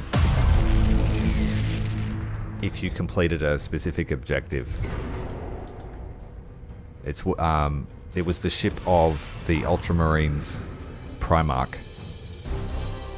And he's like, hey man, you're doing such a good job, have my ship.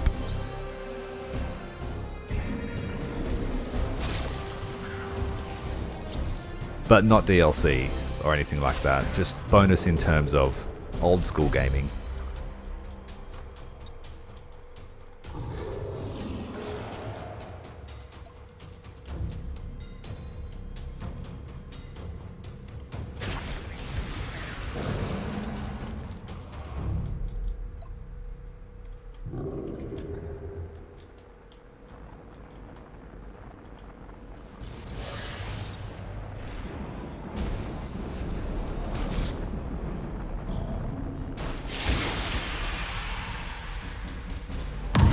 Run afoul of our spiky carapace.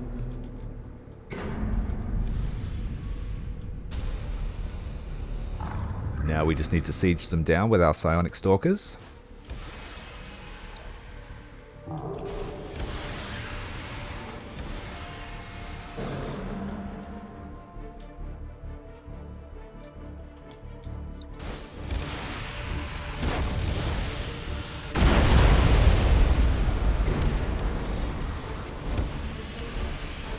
We ignore shields like Necrons do, so kind of annoying to fight, especially against a human.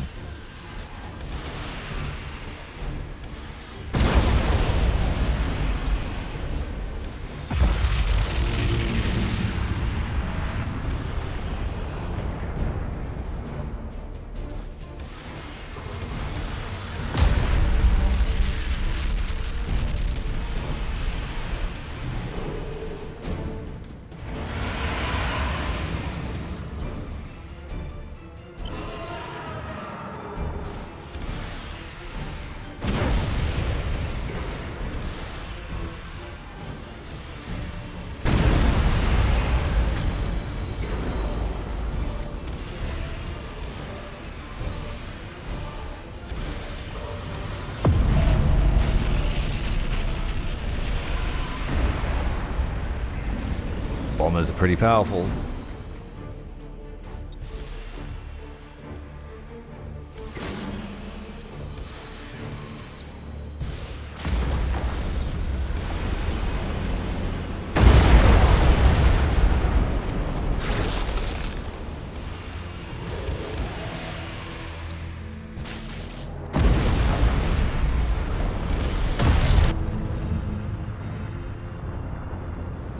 I think that might have earned us enough renown to now get battle cruisers. I hope it does, because I want some swarm ships. Swarm ships are fantastic. You just use them like cannonballs. Cannonballs full of Tyranids.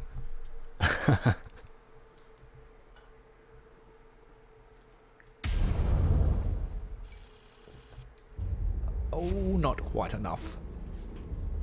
That's okay. We can make do.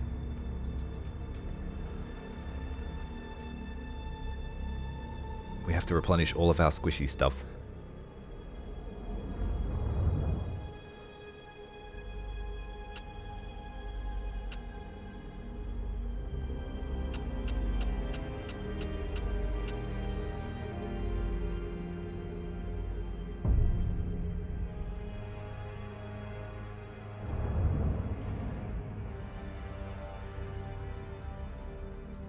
They're pretty strong. If you know their strengths and weaknesses, definitely great faction to use. The fact that they can sort of run in, attack, do the hit and run tactics just like the Eldar do, but I think slightly more effective because their boarding actions are just so powerful, on par with the Drukhari. Drukhari are good. A lot of the same tactics used.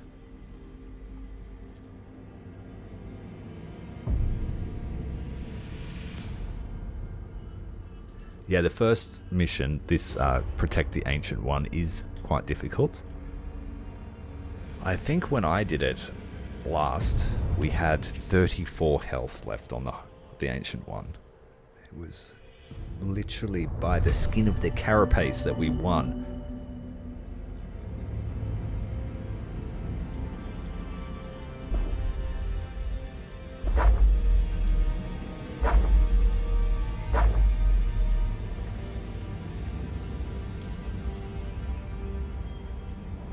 We want a teleporting Hivefleet as well. This will help us keep him alive.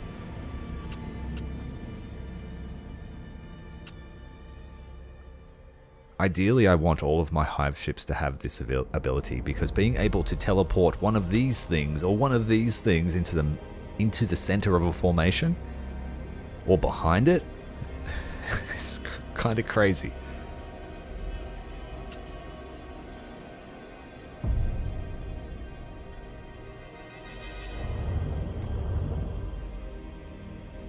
No, not really. No. You just need to keep moving forward, basically. You can't sort of... If you start seeing this sort of number going down, you need to think about moving on. I would say you always want about at least 5,000 income sitting in your biomass bank. Otherwise, you are at risk of losing your campaign. The good thing is that if you are running low, you can use that Vanguard mechanic to save your life. Like, just look for these systems and just Vanguard them and leave them alone, and then within 14 turns you'll be back. But you've got to think ahead. Alright, let's try and save the Ancient One.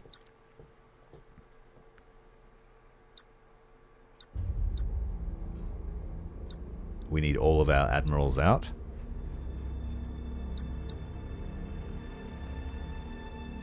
We've got an unusual amount of leadership, so we're being forced to use lots of escorts.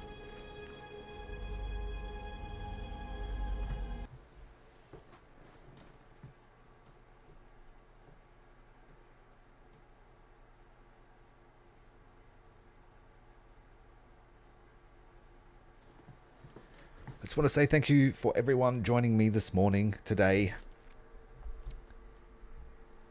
It is outside of my usual schedule, but I just, at the moment, when I see the time, I'm trying to take the time. This Ancient One is deep in a consumption cycle and vulnerable. Recommend entrapment formation. We will weaken the Ancient One's defenses and neutralize its escort fleet. I concur. We will gather the fragments for analysis once the battle is ended. Very well, but act swiftly. Even now, there may be reinforcements inbound. Engaging armaments. Prioritizing kill sequence. So we are joined by the Ancient One in the middle of a feeding cycle after waking up from its, let's call it slumber. If you haven't seen the Chaos campaign, I won't spoil it for you. But we need to cross the ground, get to it, keep it safe. It is extremely potent, but it's not invincible.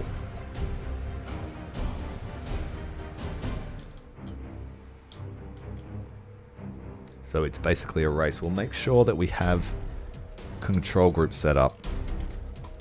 The Ancient One needs to be on that as well. We can't select them yet. Now we can. Okay, they're going to bum rush. So we need to do the same thing.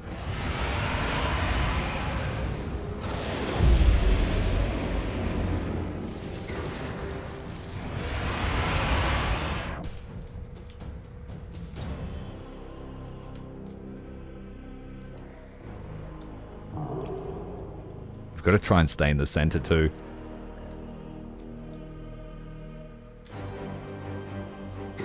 We get a double tap of our rush because we used our adrenal glands, but this will leave us at a disadvantage for combat powers. And we've been seen. Somehow.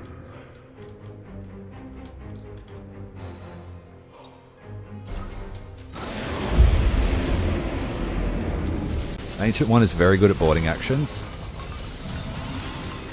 and its spore shield will decimate and eliminate these escorts. We want to try and get them with the fire cannon too. The drool cannon. Spit in their face.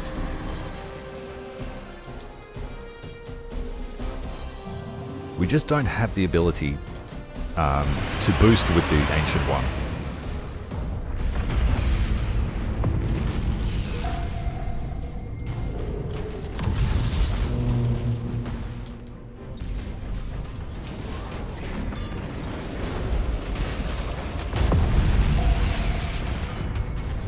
I should have changed to reload stance with the big boy.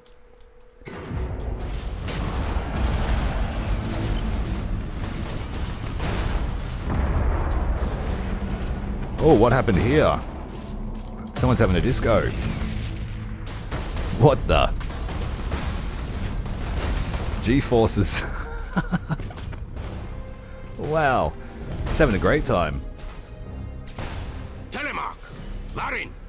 Where are you? Oh, there were two ships We on must top of each combine other. Just fire split. and rain the Emperor's fury down upon the abomination. Confirmed. Our real space re-entry was misaligned. Closing on your position now. Faster! We must not fail! Rerouting power to artillery batteries. Gun services uploading bombardment protocols.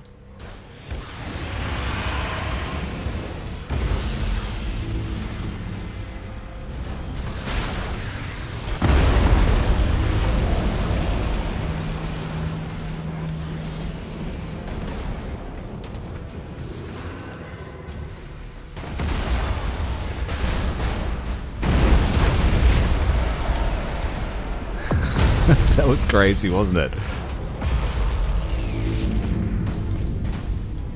I need to change to reload stance with the Great One.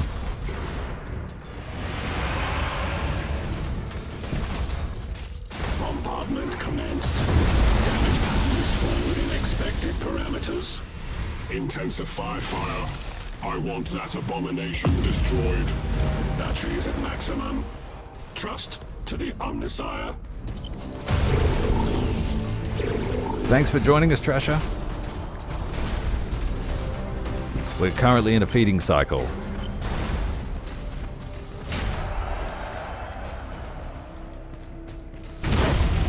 The brain is damaged.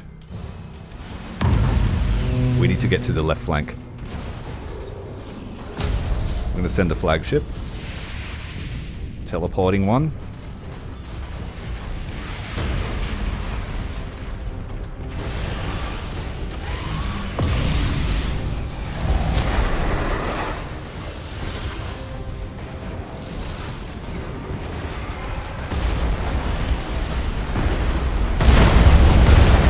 Massive ram there. Great blocking action by the flagship of our fleet. We need to try and pick some of these escorts away.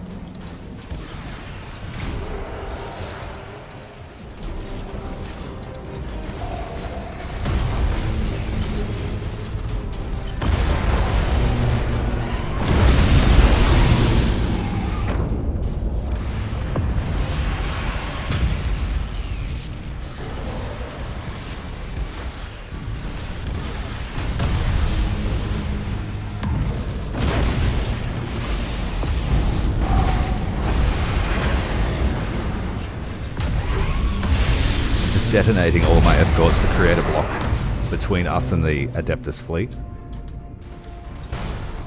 We can send some boarding actions out with the Great One.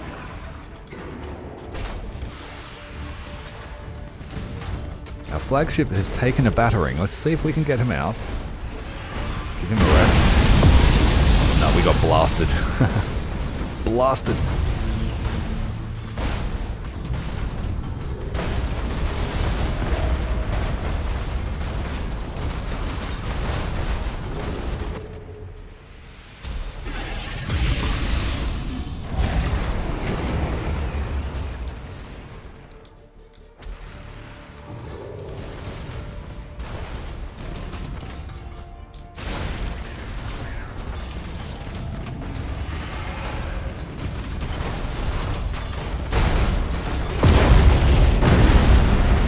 Take a bite before you die.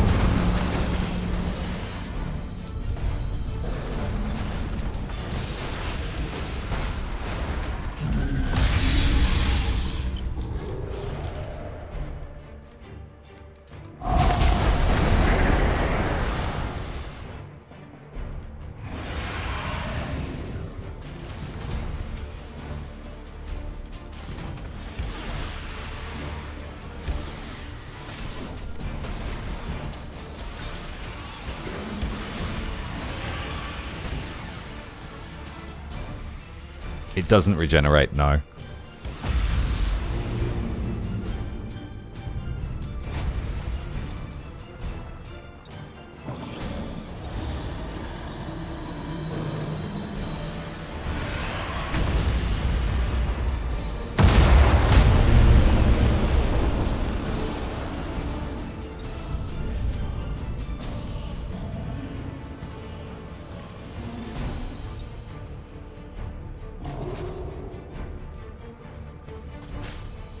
Pretty funny to see those two escorts doing the donuts. Emperor approved donuts.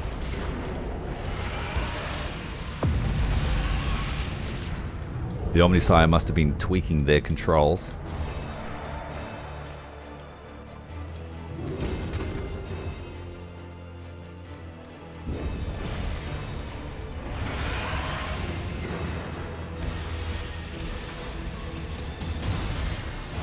Yeah, you panic. We're coming to eat you. I'm gonna touch you.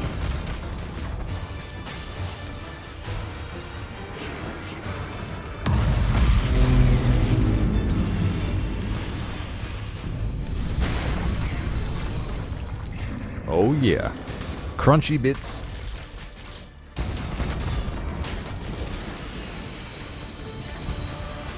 Using the scream as directed. Gonna spit on it before we eat it.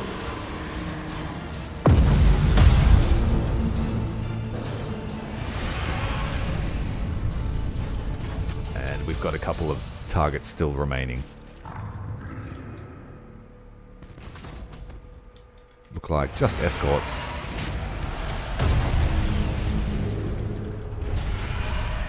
Wait, got a light cruiser. 2 of them.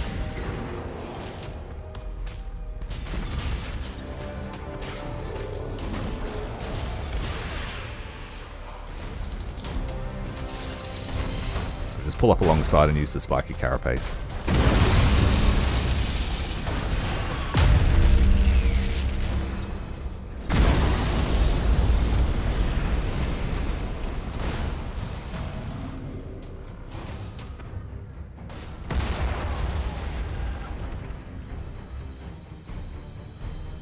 Pretty sure that seals the deal. We've done it. That'll get us battlecruiser level.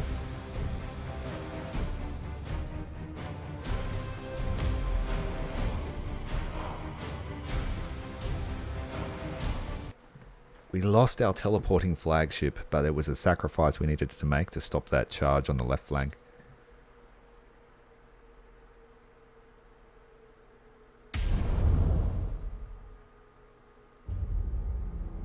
Yeah, without its shield, that ancient one is very weak. So I messed up by not putting it in reload stance at the start of the mission. But we managed to come away with a victory. We lost a light cruiser, a psionic stalker, 2 psionic stalkers. Yeah, pretty good. The task force has fallen silent. Projections indicate total destruction. And this prized bio-vessel?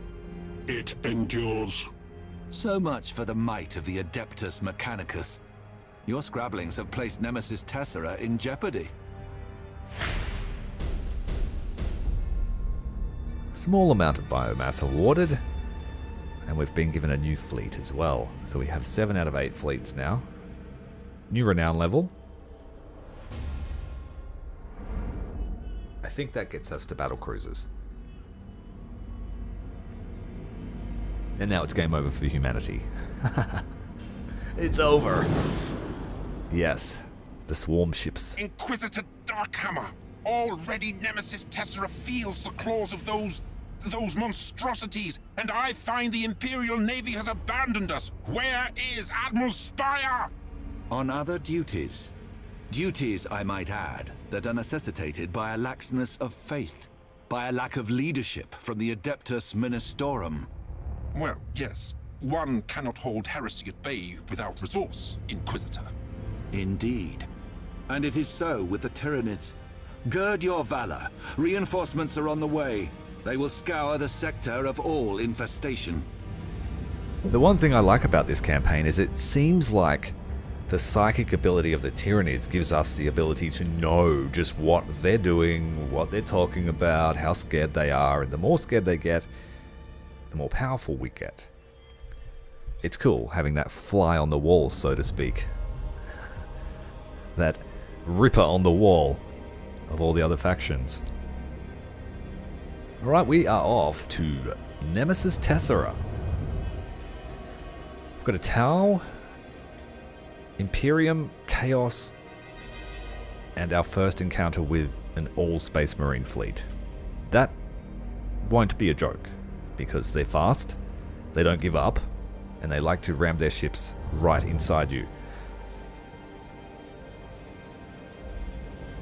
In terms of upgrades,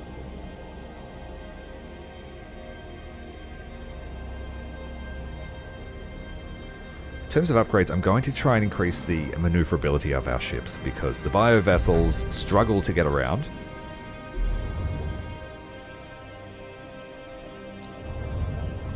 And so we need a couple of turns here to increase our strength.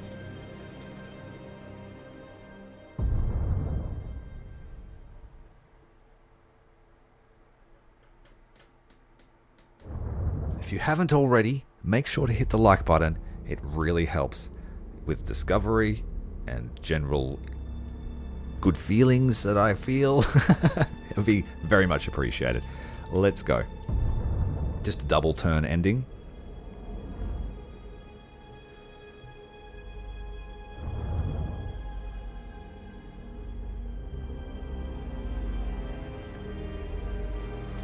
Alright, so the fleets are pretty much going to be all the swarm ships that we can muster.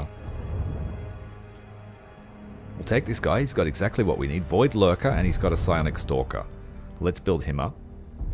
In terms of fleet themes or getting attached to your fleets, with the Tyranids you very much don't get attached to them.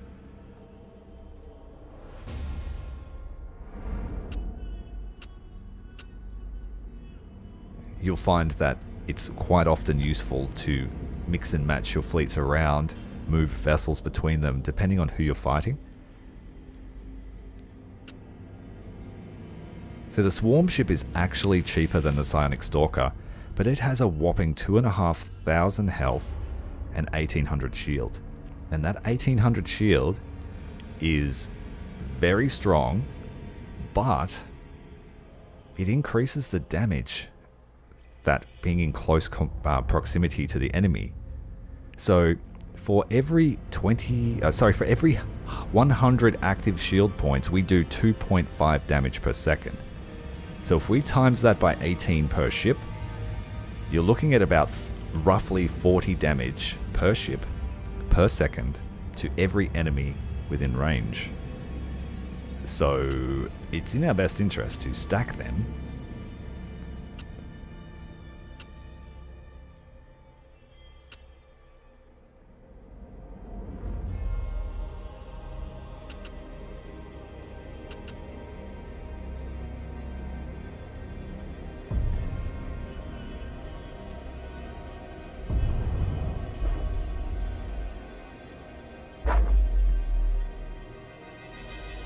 But they cost a fair few points to build.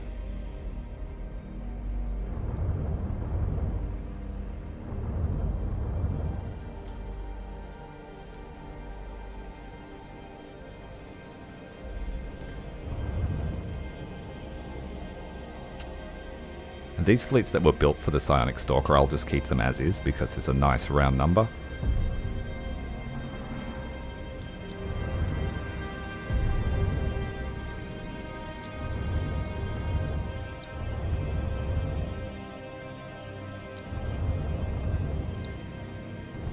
Get rid of that ship that he came with. Nothing I can build this turn.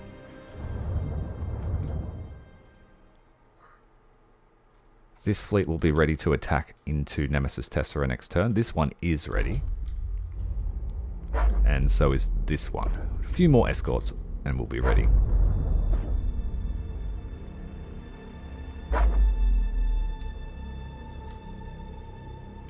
And this will be our first test of the Swarm Ship Doctrine, which is just like throwing wrecking balls into your opponent's line.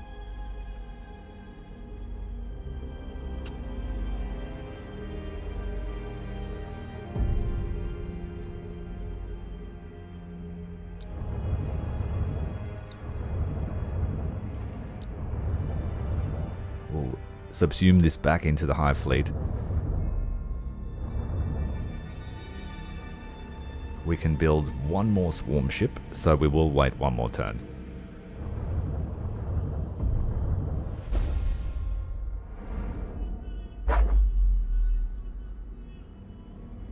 I didn't mind Battle Sector, there just wasn't enough of it. But Gladius is a good game. Too many DLC for my liking, but a good game nonetheless. Civilization in 40k, with less diplomacy and more war.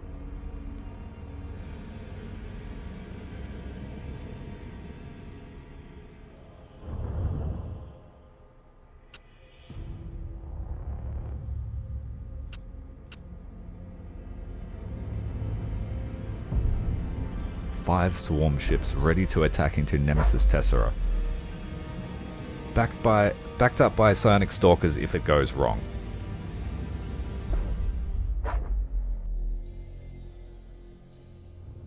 The fortress Oubliette of Nemesis Tessera I agree, that's one of the was once reasons why I say Inquisition's there's not most enough of it. closely guarded secret. A bastion of knowledge and rigor, and a convocation point for the Imperium's most trusted servants. No more. The onset of the 13th Black Crusade set the world awash with treachery and war. Though Nemesis Tessera's dread secrets were stolen, the world itself endured, thanks to the heroism of the Space Wolves and Inquisitor Zero.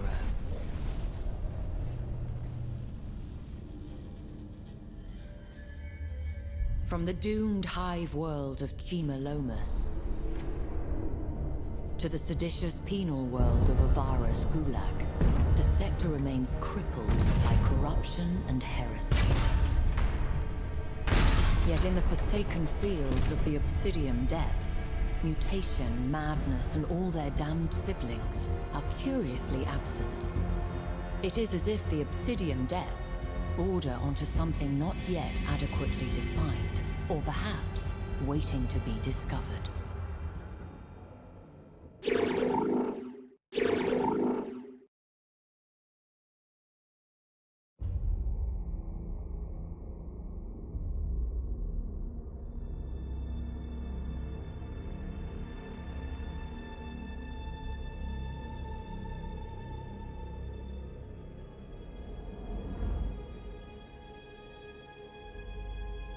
Thank you for the subs, Duducky.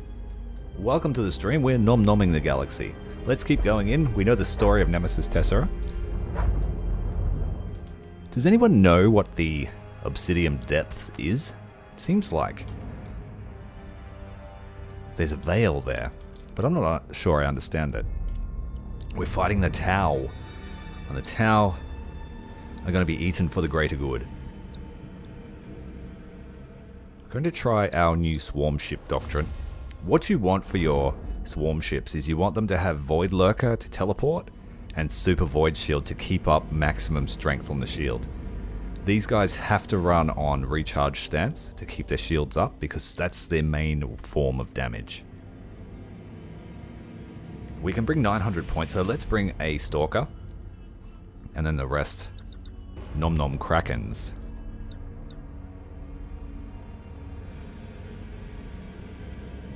I'll try to be a little bit more economic with my escorts this time.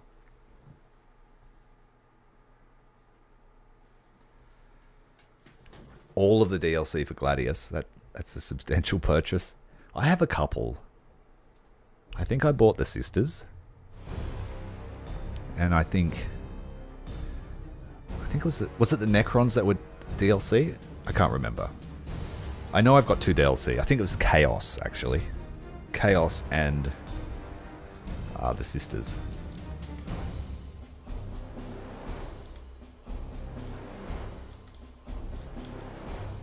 That's for Gladius, I'm referring to. So we have 5 swarm ships. 6 swarm... Oh, sorry, yeah. 5 swarm ships and a psionic stalker. I'll keep the stalker in reserve.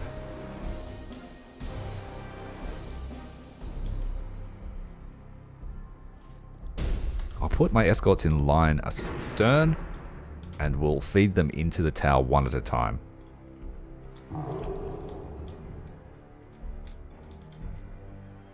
Our swarm ships in group 1. We'll keep them nice and close.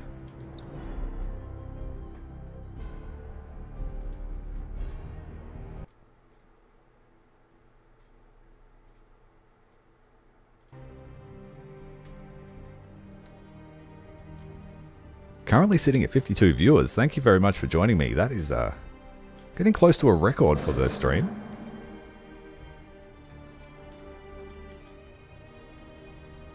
Is this a better time to do it?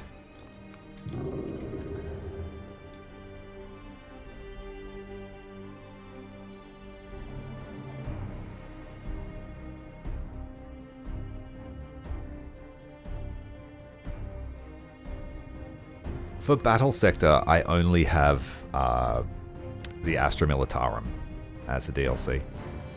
And even I wasn't very impressed with the Astra Militarum. I played the campaign, I made a series on it, but it didn't get much.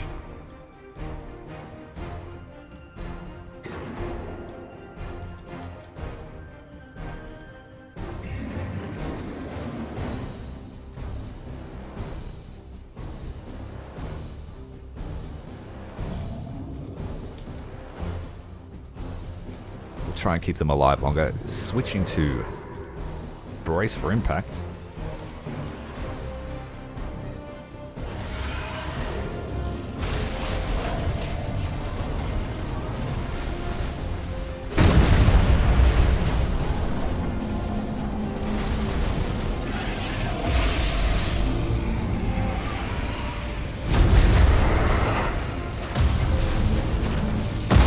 They hit their own escort with proton torpedoes.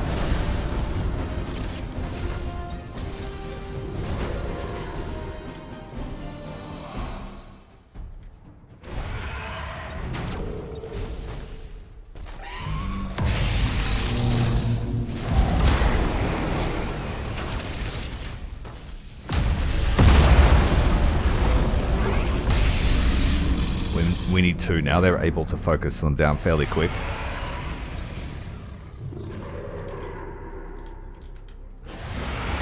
We're having our swarm ships ready to make the most of the carnage.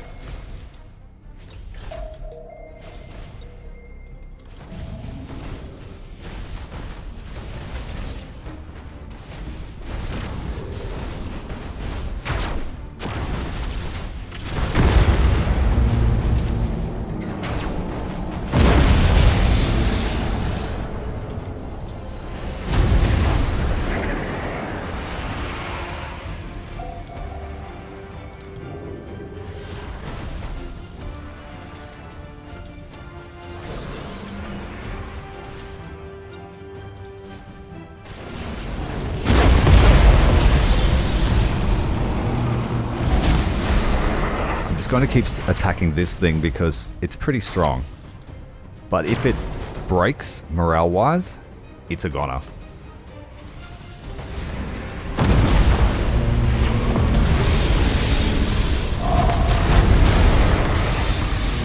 And they also have one as a flagship. Alright, so that's all of our escorts down, but that cloud is dense as... They're going to lose some health over it.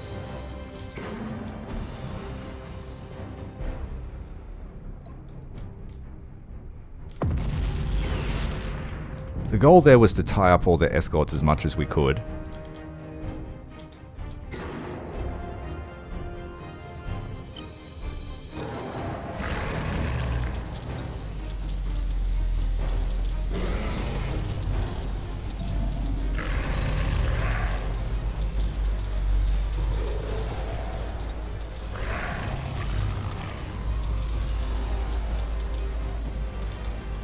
They will see us, but it'll be too late.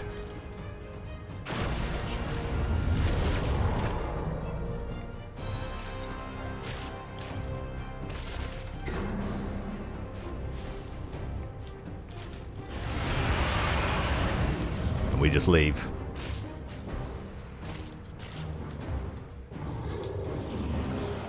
We did run into each other because I gave the orders for the same spot.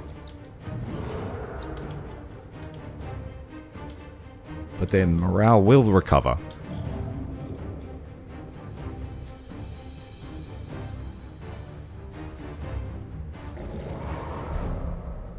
The combat itself in Battle Sector was really good, but as you've said, just missed the mark a little bit.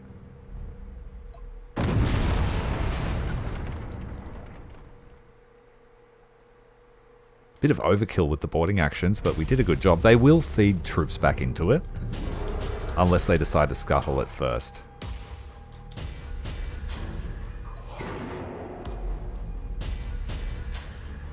I'm just going to wait for my tentacle to recover. You have to give it some rest after vigorous activity. He got slaneshed, yes.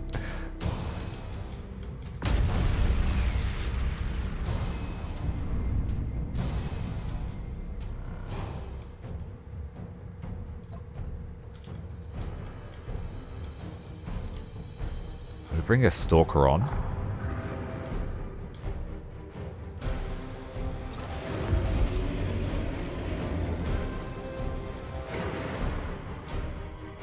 Alright, the tentacle is ready. They were able to hide in our spore cloud before it dissipated, so we've lost contact with them.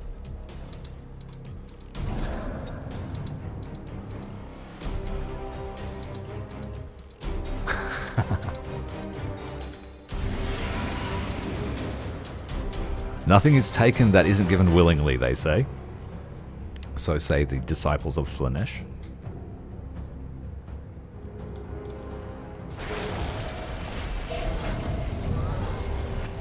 Did we get marked? We did. I'll leave that one out.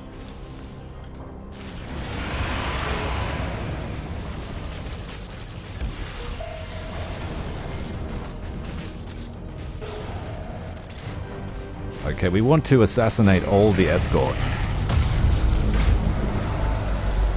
And we want to Slaanesh the flagship again.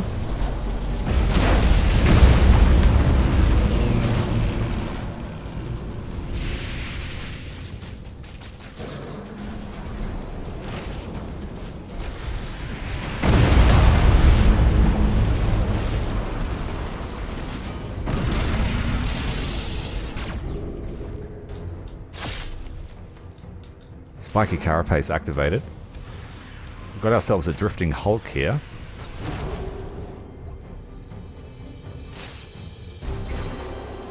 But look how much damage our shields are doing to this ship. And this one behind it.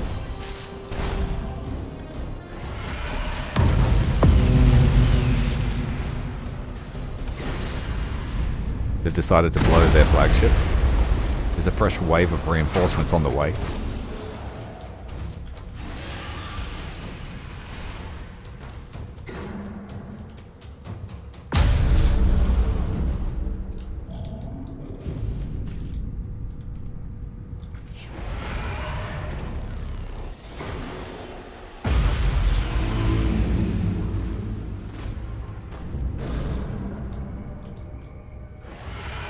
So reset our stealth.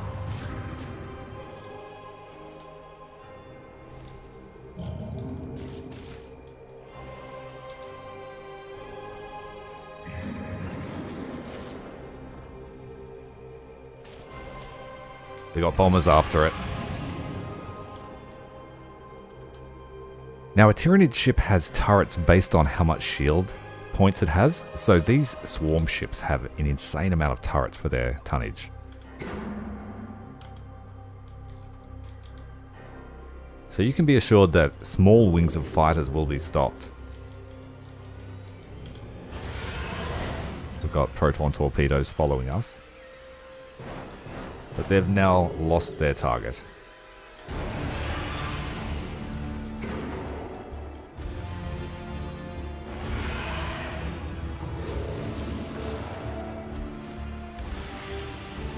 Ah, this is our stalker. We want him to stop.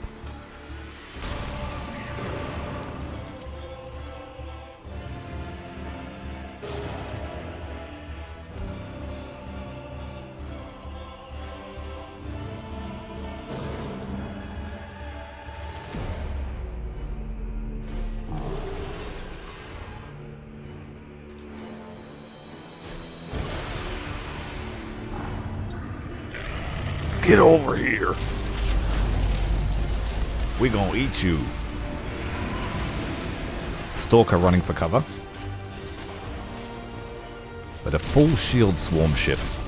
Close range, you just have to swim around.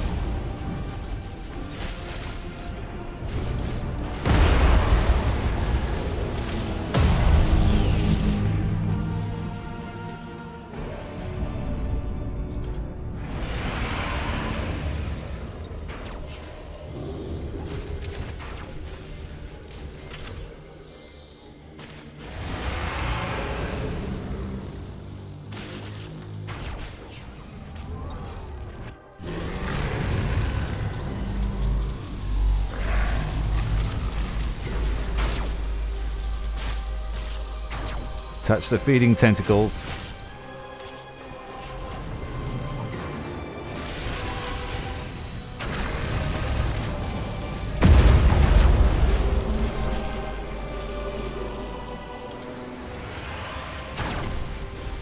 I think we have momentum here. We can win this. 34 boarding actions. Poor guy. Let's get over here behind these ships.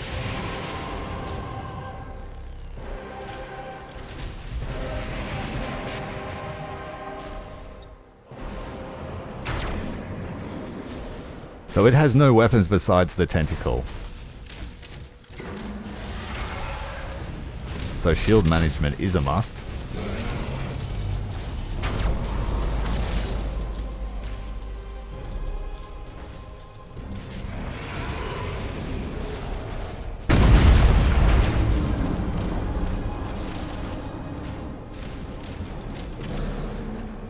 This one needs a rest here in the cloud for a little while.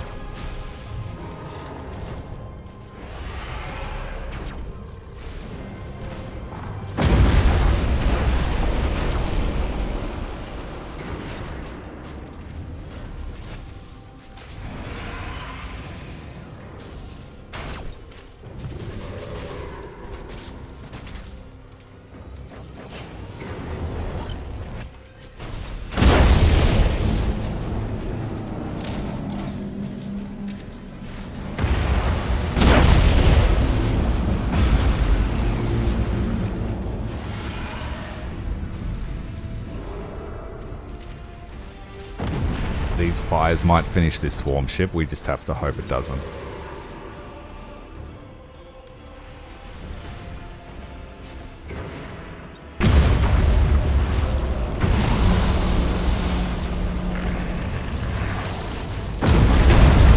Using the tentacle to pull them into the maw.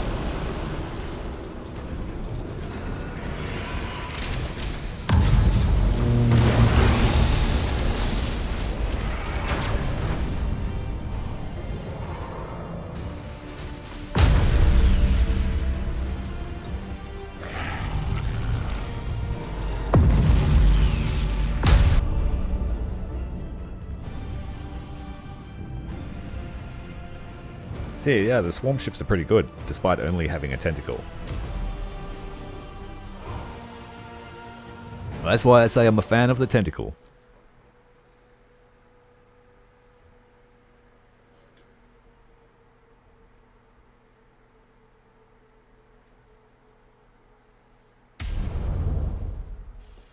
All the escorts were lost as expected. But we didn't need the third fleet. And the first fleet only participated with its Stalker and a couple of Krakens. This place is of no use, so we'll use it as a hatch well, and that will regenerate all of our damage and all of our Tyranids next turn. do I have another fleet I could leapfrog over? Tyranids only have 2 movement points, so unfortunately not. This fleet needs to stay here to continue to feed on the krill. But all of our other fleets can concentrate on stacking up to move into the next sectors.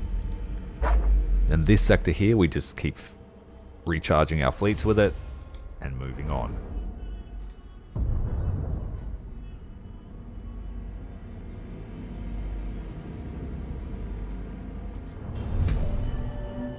What is our next objective? To capture Chima Lomez.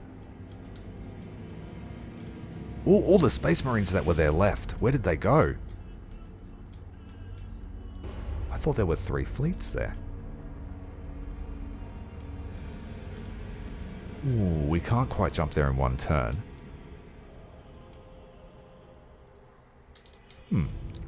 Okay, we might be able to take a couple of sectors this turn. Let's do this guy up.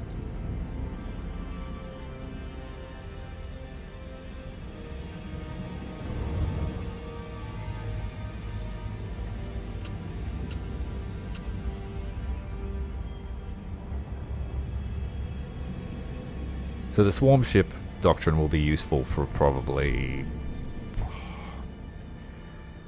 until Grand Cruiser level. Maybe battleships.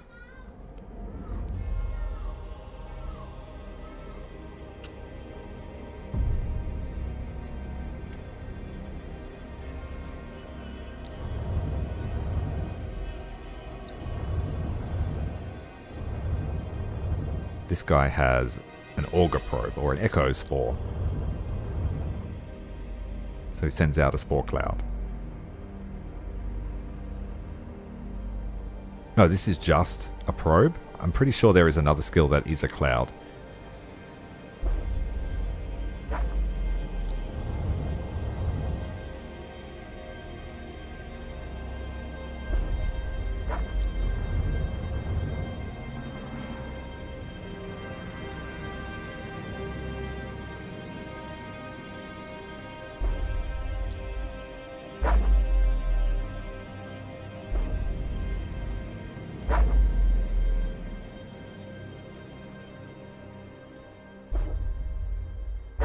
If we take Nemesis Tessera, we will be able to build fleets here too, and replenish our escorts. This battle, we might be a little bit short on escorts, but Imperial Navy, we should be able to clap them really hard with the Psionic Stalker.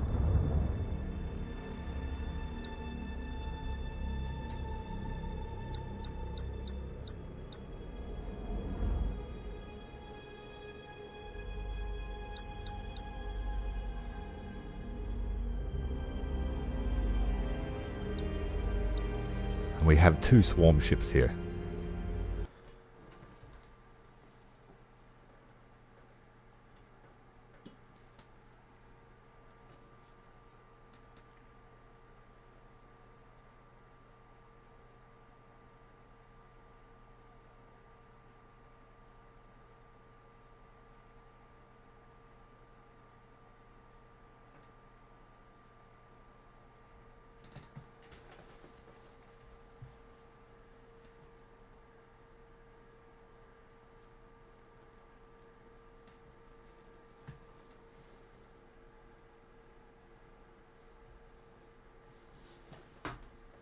This one's taking a while to load.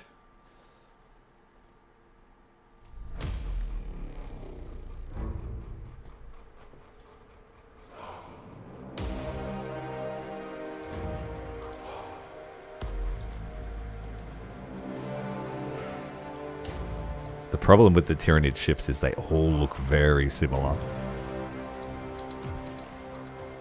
So to do yourself a favor and build ships that are kind of the same.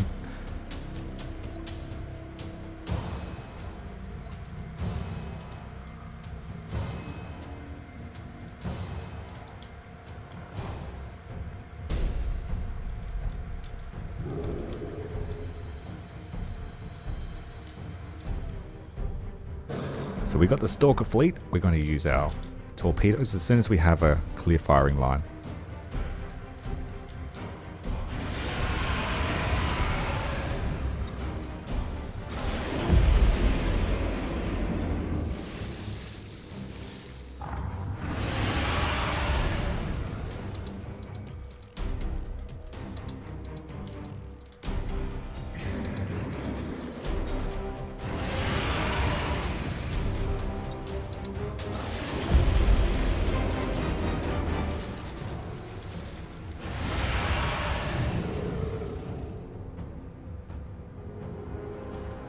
So our escorts just used all their boosts up for the next minute.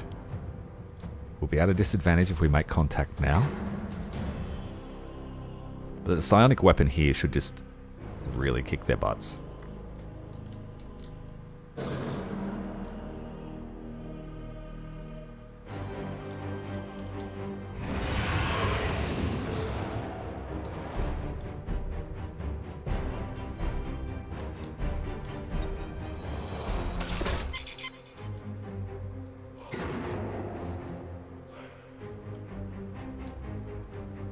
Hunting stance to try and see them a little bit earlier.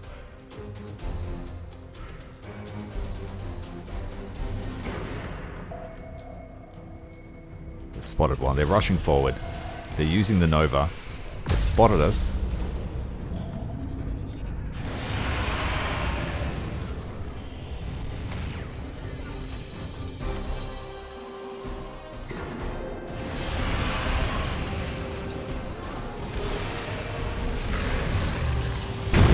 Oh, this one used a tentacle to pull it into this one's mouth. That is teamwork.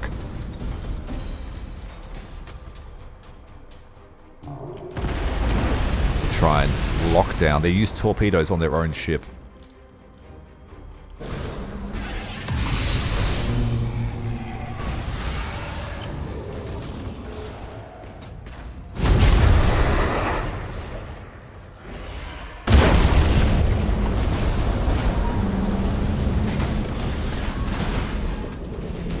Solid contact here. Let's get the boarding pods out. Follow up with a little nibble on the rear. And then I'll blow this one. This guy is just chewing through the entire line. He's hit... What is this one? The Tyrant. Tyrant cruiser.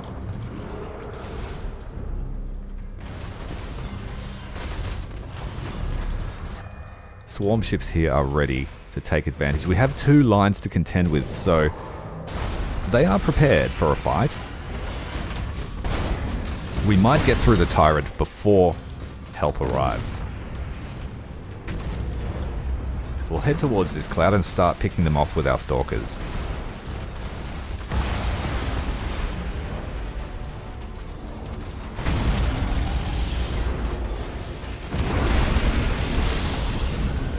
We lost the chomper against the Tyrant.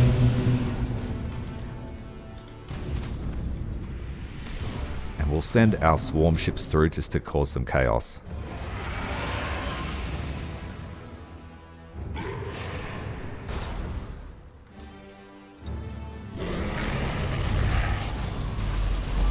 Pull them nice and close while the shields are high.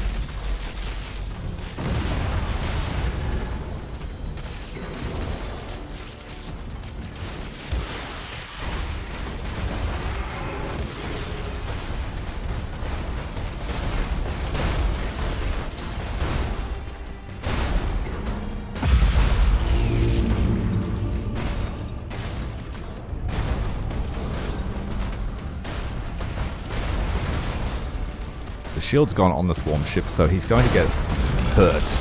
The brain has been destroyed.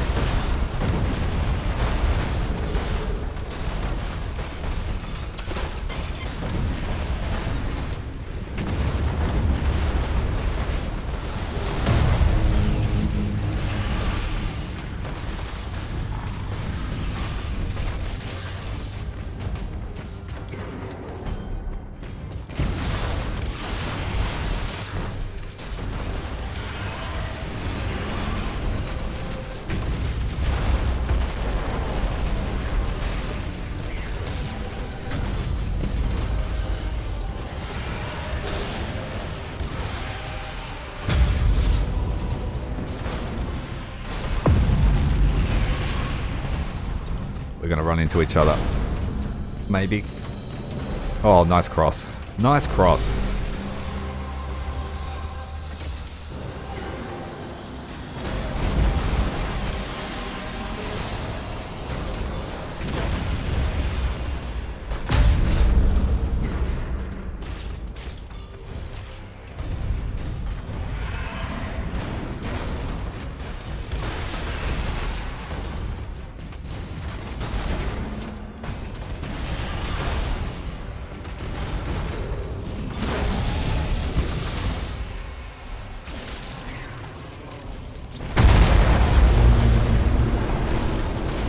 5 boarding torpedoes making contact, and then we just run.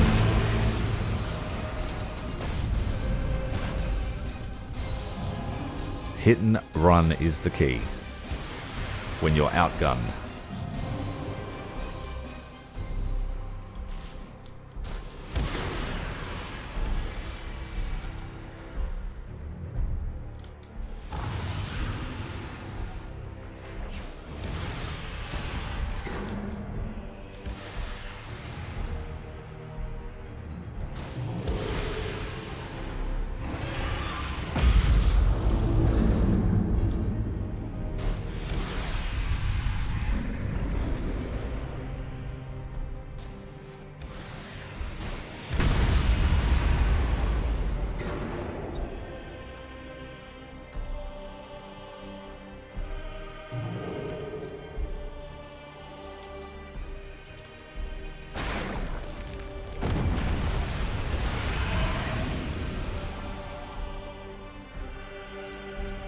No luck from ahead.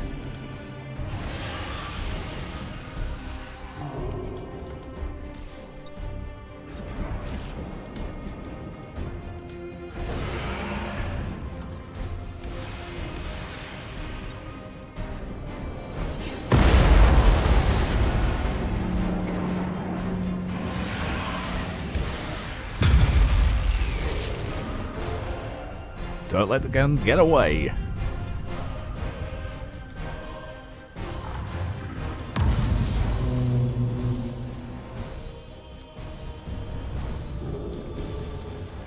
That's the first battle. We just need to take out the station now.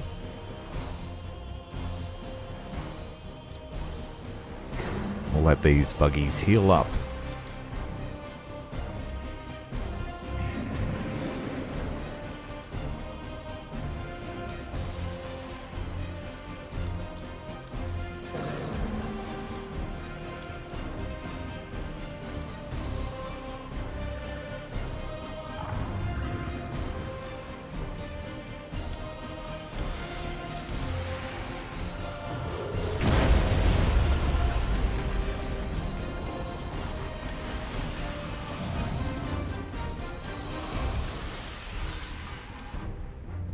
We lost our brain with this one here, the flagship, but we're going to go in anyway.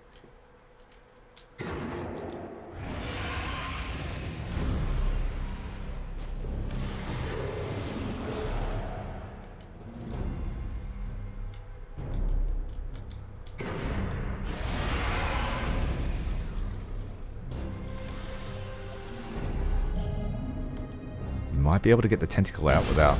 Nope, we found. Never speak about it.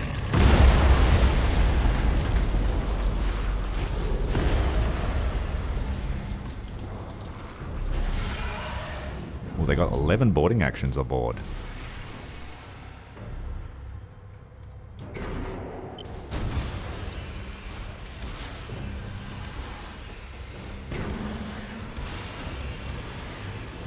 They're doing no damage though. Cope against the Tyranids.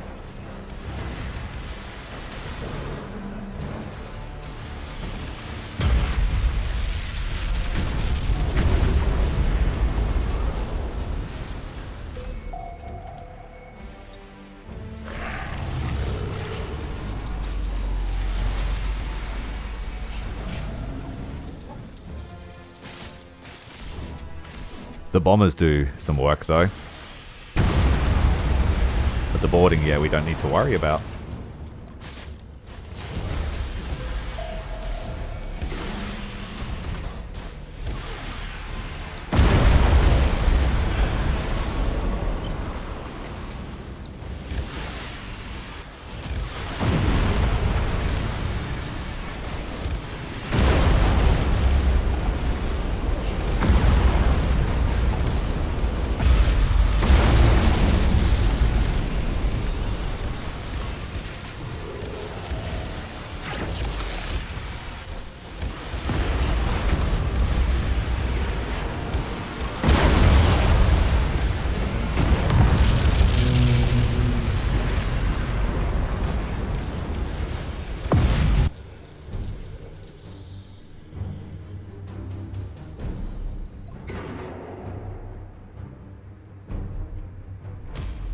Nice fun battle against the Imperium. Did we take any losses? I don't think we did. We came close, but I don't think we lost anything.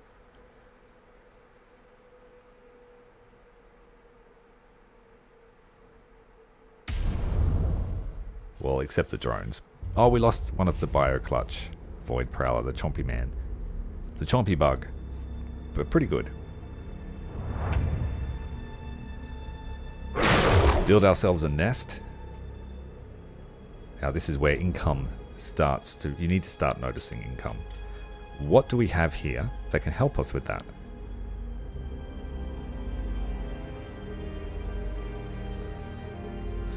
Space Titan's migration route. So if we can capture and hold this this system, we will also have recurring income, which will almost negate this. Alright, let's fight the Space Marines. Which chapter are we fighting? We are fighting the Imperial Fists.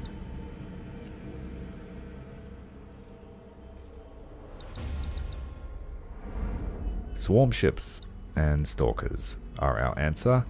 We have enough here for 4 escorts.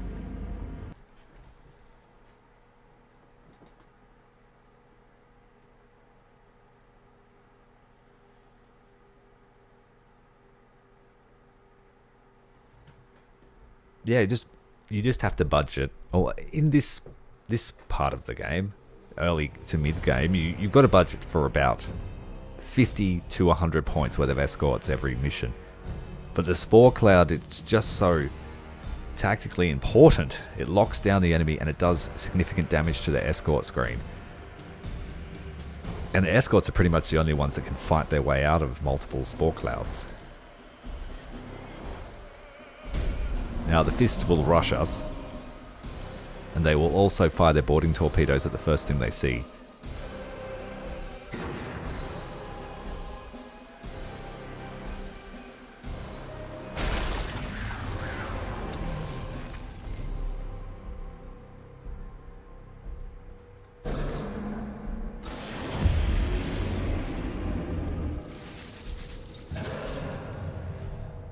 Everything else is a swarm ship. And I'm pretty sure the spores ignore armor too, so good luck. Friendly fire with the Tyranid torpedoes doesn't matter so much either.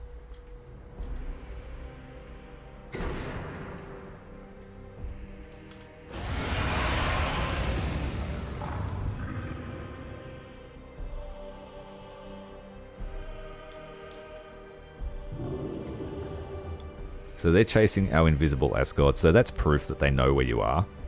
And they just choose to look for you. They can't act until they see you, but they know where you are.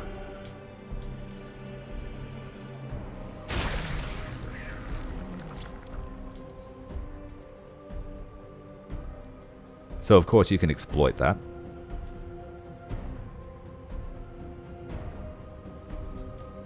Torpedo field is not dense enough to get through the screen. We have been marked. Let's return the favor.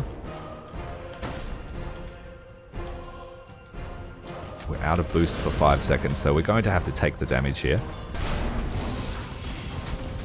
But as long as we can get them to use all of their ordnance on the cheap stuff, the value of the escort, the throwaway escort, is fantastic. We learned some hard lessons in the Imperium campaign using all capital fleets against these smaller escort-laden fleets.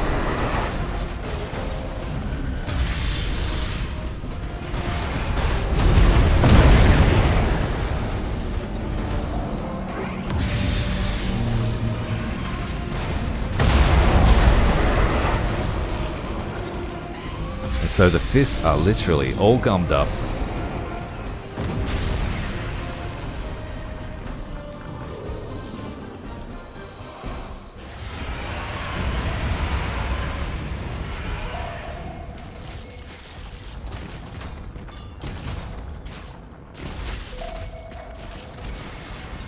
And then we use the tentacle to pull them through their friends.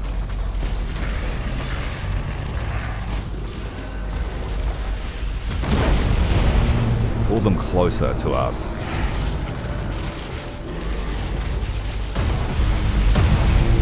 So we can stack up that swarm effect.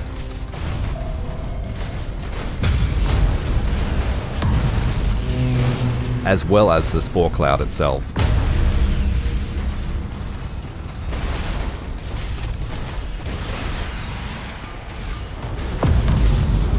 And look at the amazing amount of damage we're doing. Not even shooting at them.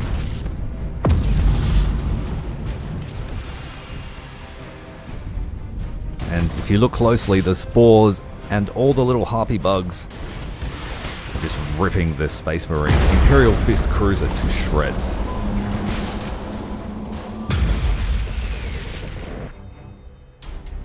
That basically is a perfect battle for that swarm's ship doctrine. Lock them all down with escorts, blatting, and then just sail right through them. If they don't die on the first pass, turn around, do it again.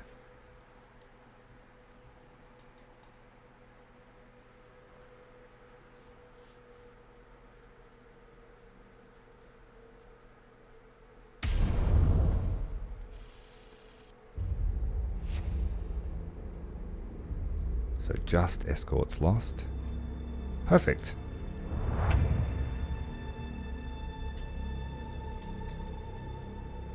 We are one jump away from Chimalomas.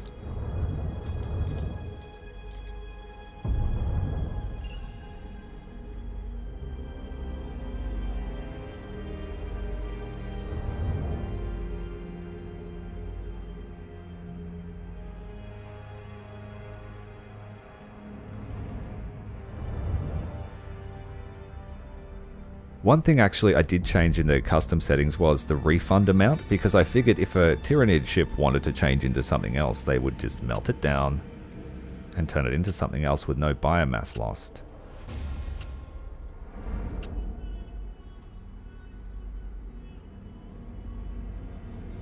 We've also got these Hardened Clutch Devourers, so between the Swarm ship and the Hardened Clutch Devourer, we are all melee.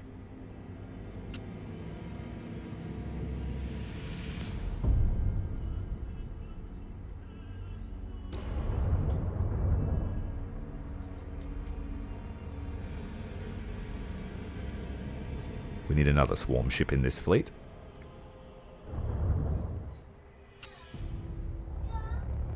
And we can afford one escort. That's the only thing. We've lost all our escorts with these fleets. So the next fight will be, like, no goo.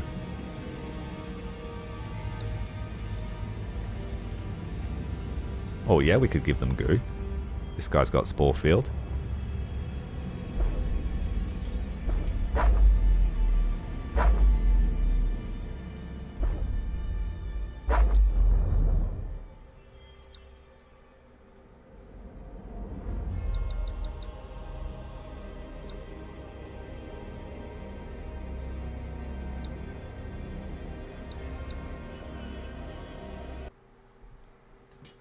Now we're fighting the Smurfs, the Ultramarines.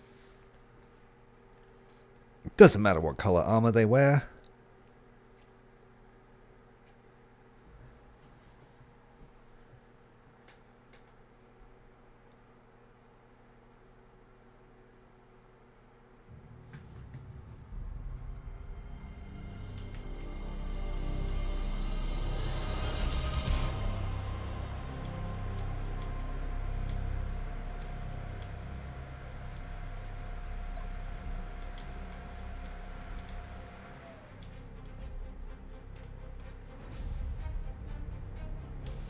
What I might do this time is a double line of swarm ships.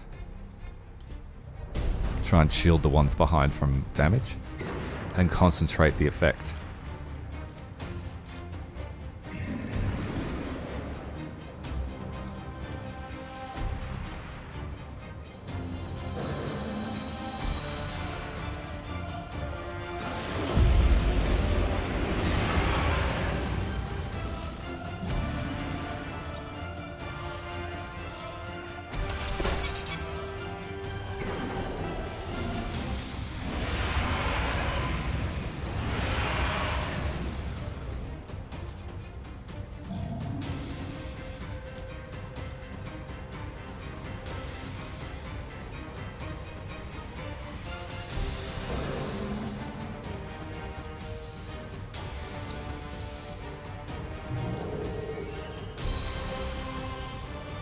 Right, they've spotted them. They're boosting towards our flagships because they just know where you are.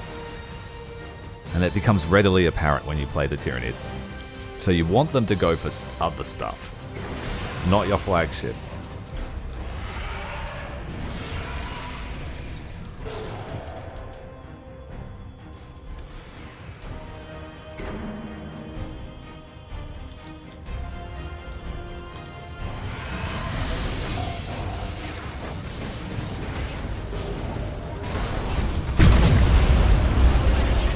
Head first into that that light cruiser, but no effect. Not enough time to clamp the jaws down before he was hit by that massive amount of damage. All the boarding torpedoes are coming for this one.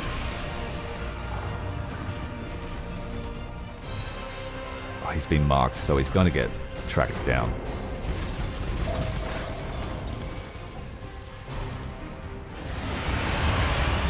Now the swarm ships arrive.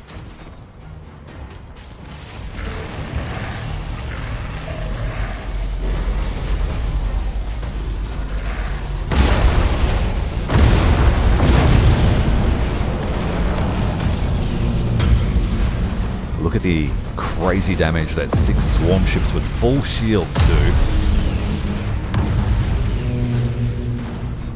And if they try to get away, you don't let them.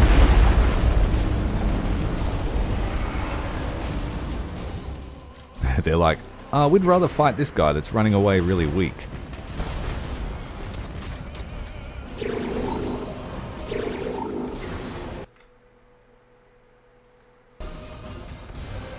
Thanks very much for the sub, Kingdom Keeper. Welcome to the stream.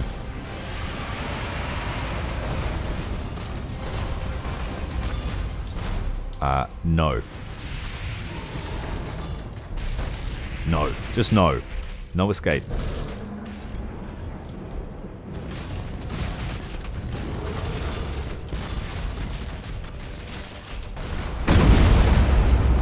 We blocked with our flagship, but they are determined to catch this one. Well, too bad.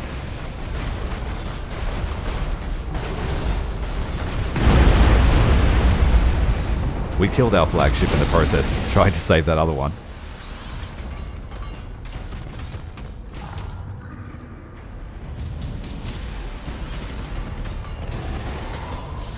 Plenty more where they came from.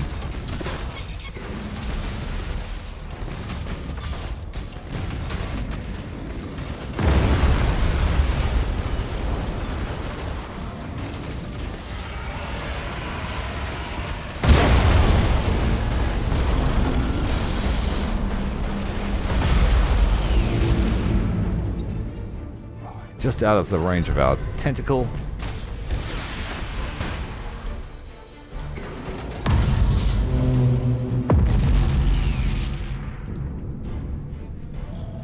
The end of the Ultramarines.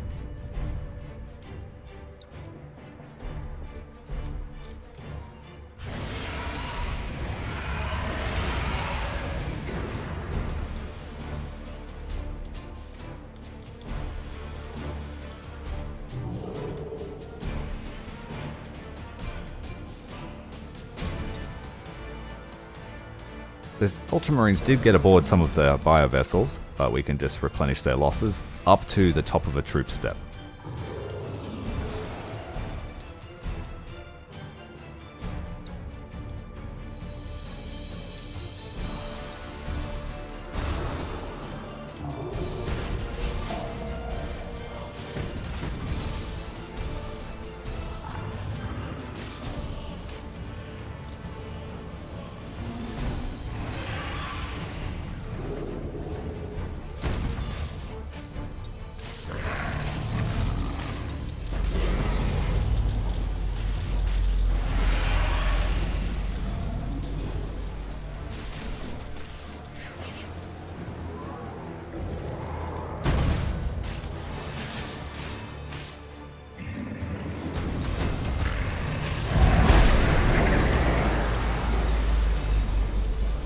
Spore Cloud arrived for us.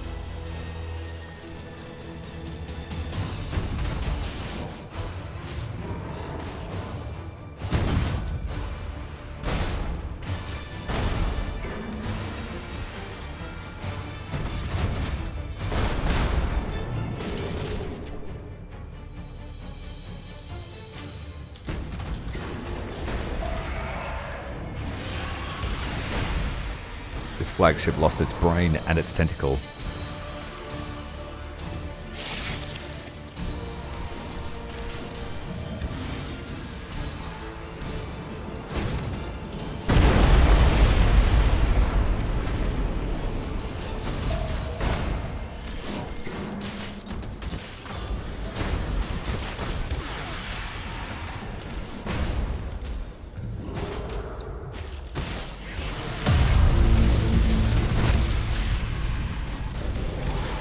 They just take massive damage too if you get them close enough.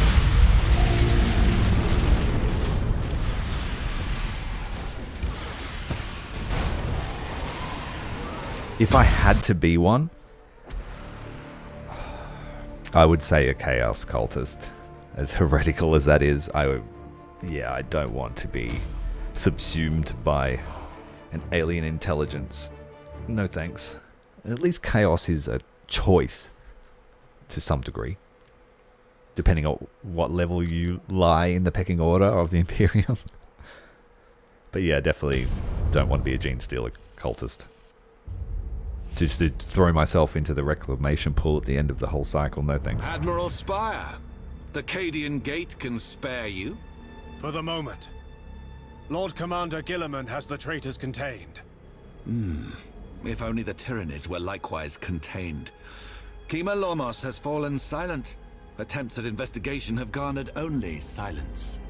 And the system defensive fleets? There is no response. I believe it is time we prepared the Belial 4 and Medusa sectors for the worst.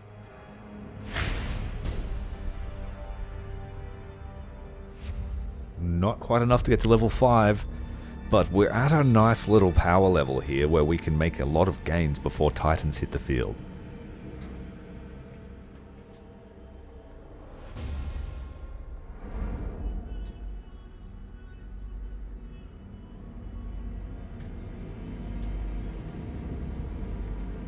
A new threat has arisen. One which eclipses that of the traitor onslaught. Even now it threatens Belial 4 and Medusa. So your kind often claims. This was an error. These Xenos wallow in false superiority. I disagree on both counts. The Tyranids are a danger to us all. Only together do we stand a chance of survival. Then let me depart as light amidst the void. The sooner Elord is secured, the sooner I may turn my efforts to important matters. As for Medusa, we need no assistance from Xenos warriors. The Iron Hands will hold, as we have done before. I suppose that will have to do. May fortune smile upon our efforts. Yeah, I'm sorry about that. I've had a fair amount of time to be able to stream lately, so I've really seized the opportunity. I don't expect you to keep up, but I do really appreciate that you're here watching. And the story sort of intersects with this one, but at a certain point we're going to diverge the timeline wildly. A gourmet meal after convincing Autarch Hirama and Captain Singh Grovok of the Iron Hands to strike a brittle truce and to focus on the rising Tyranid threat, the Aldari are going to defend the Elord system in the Belial 4 sector. So we have to take full control of Belial 4, but if we do it by taking the whole sector first, it makes the mission easier. Got a secondary.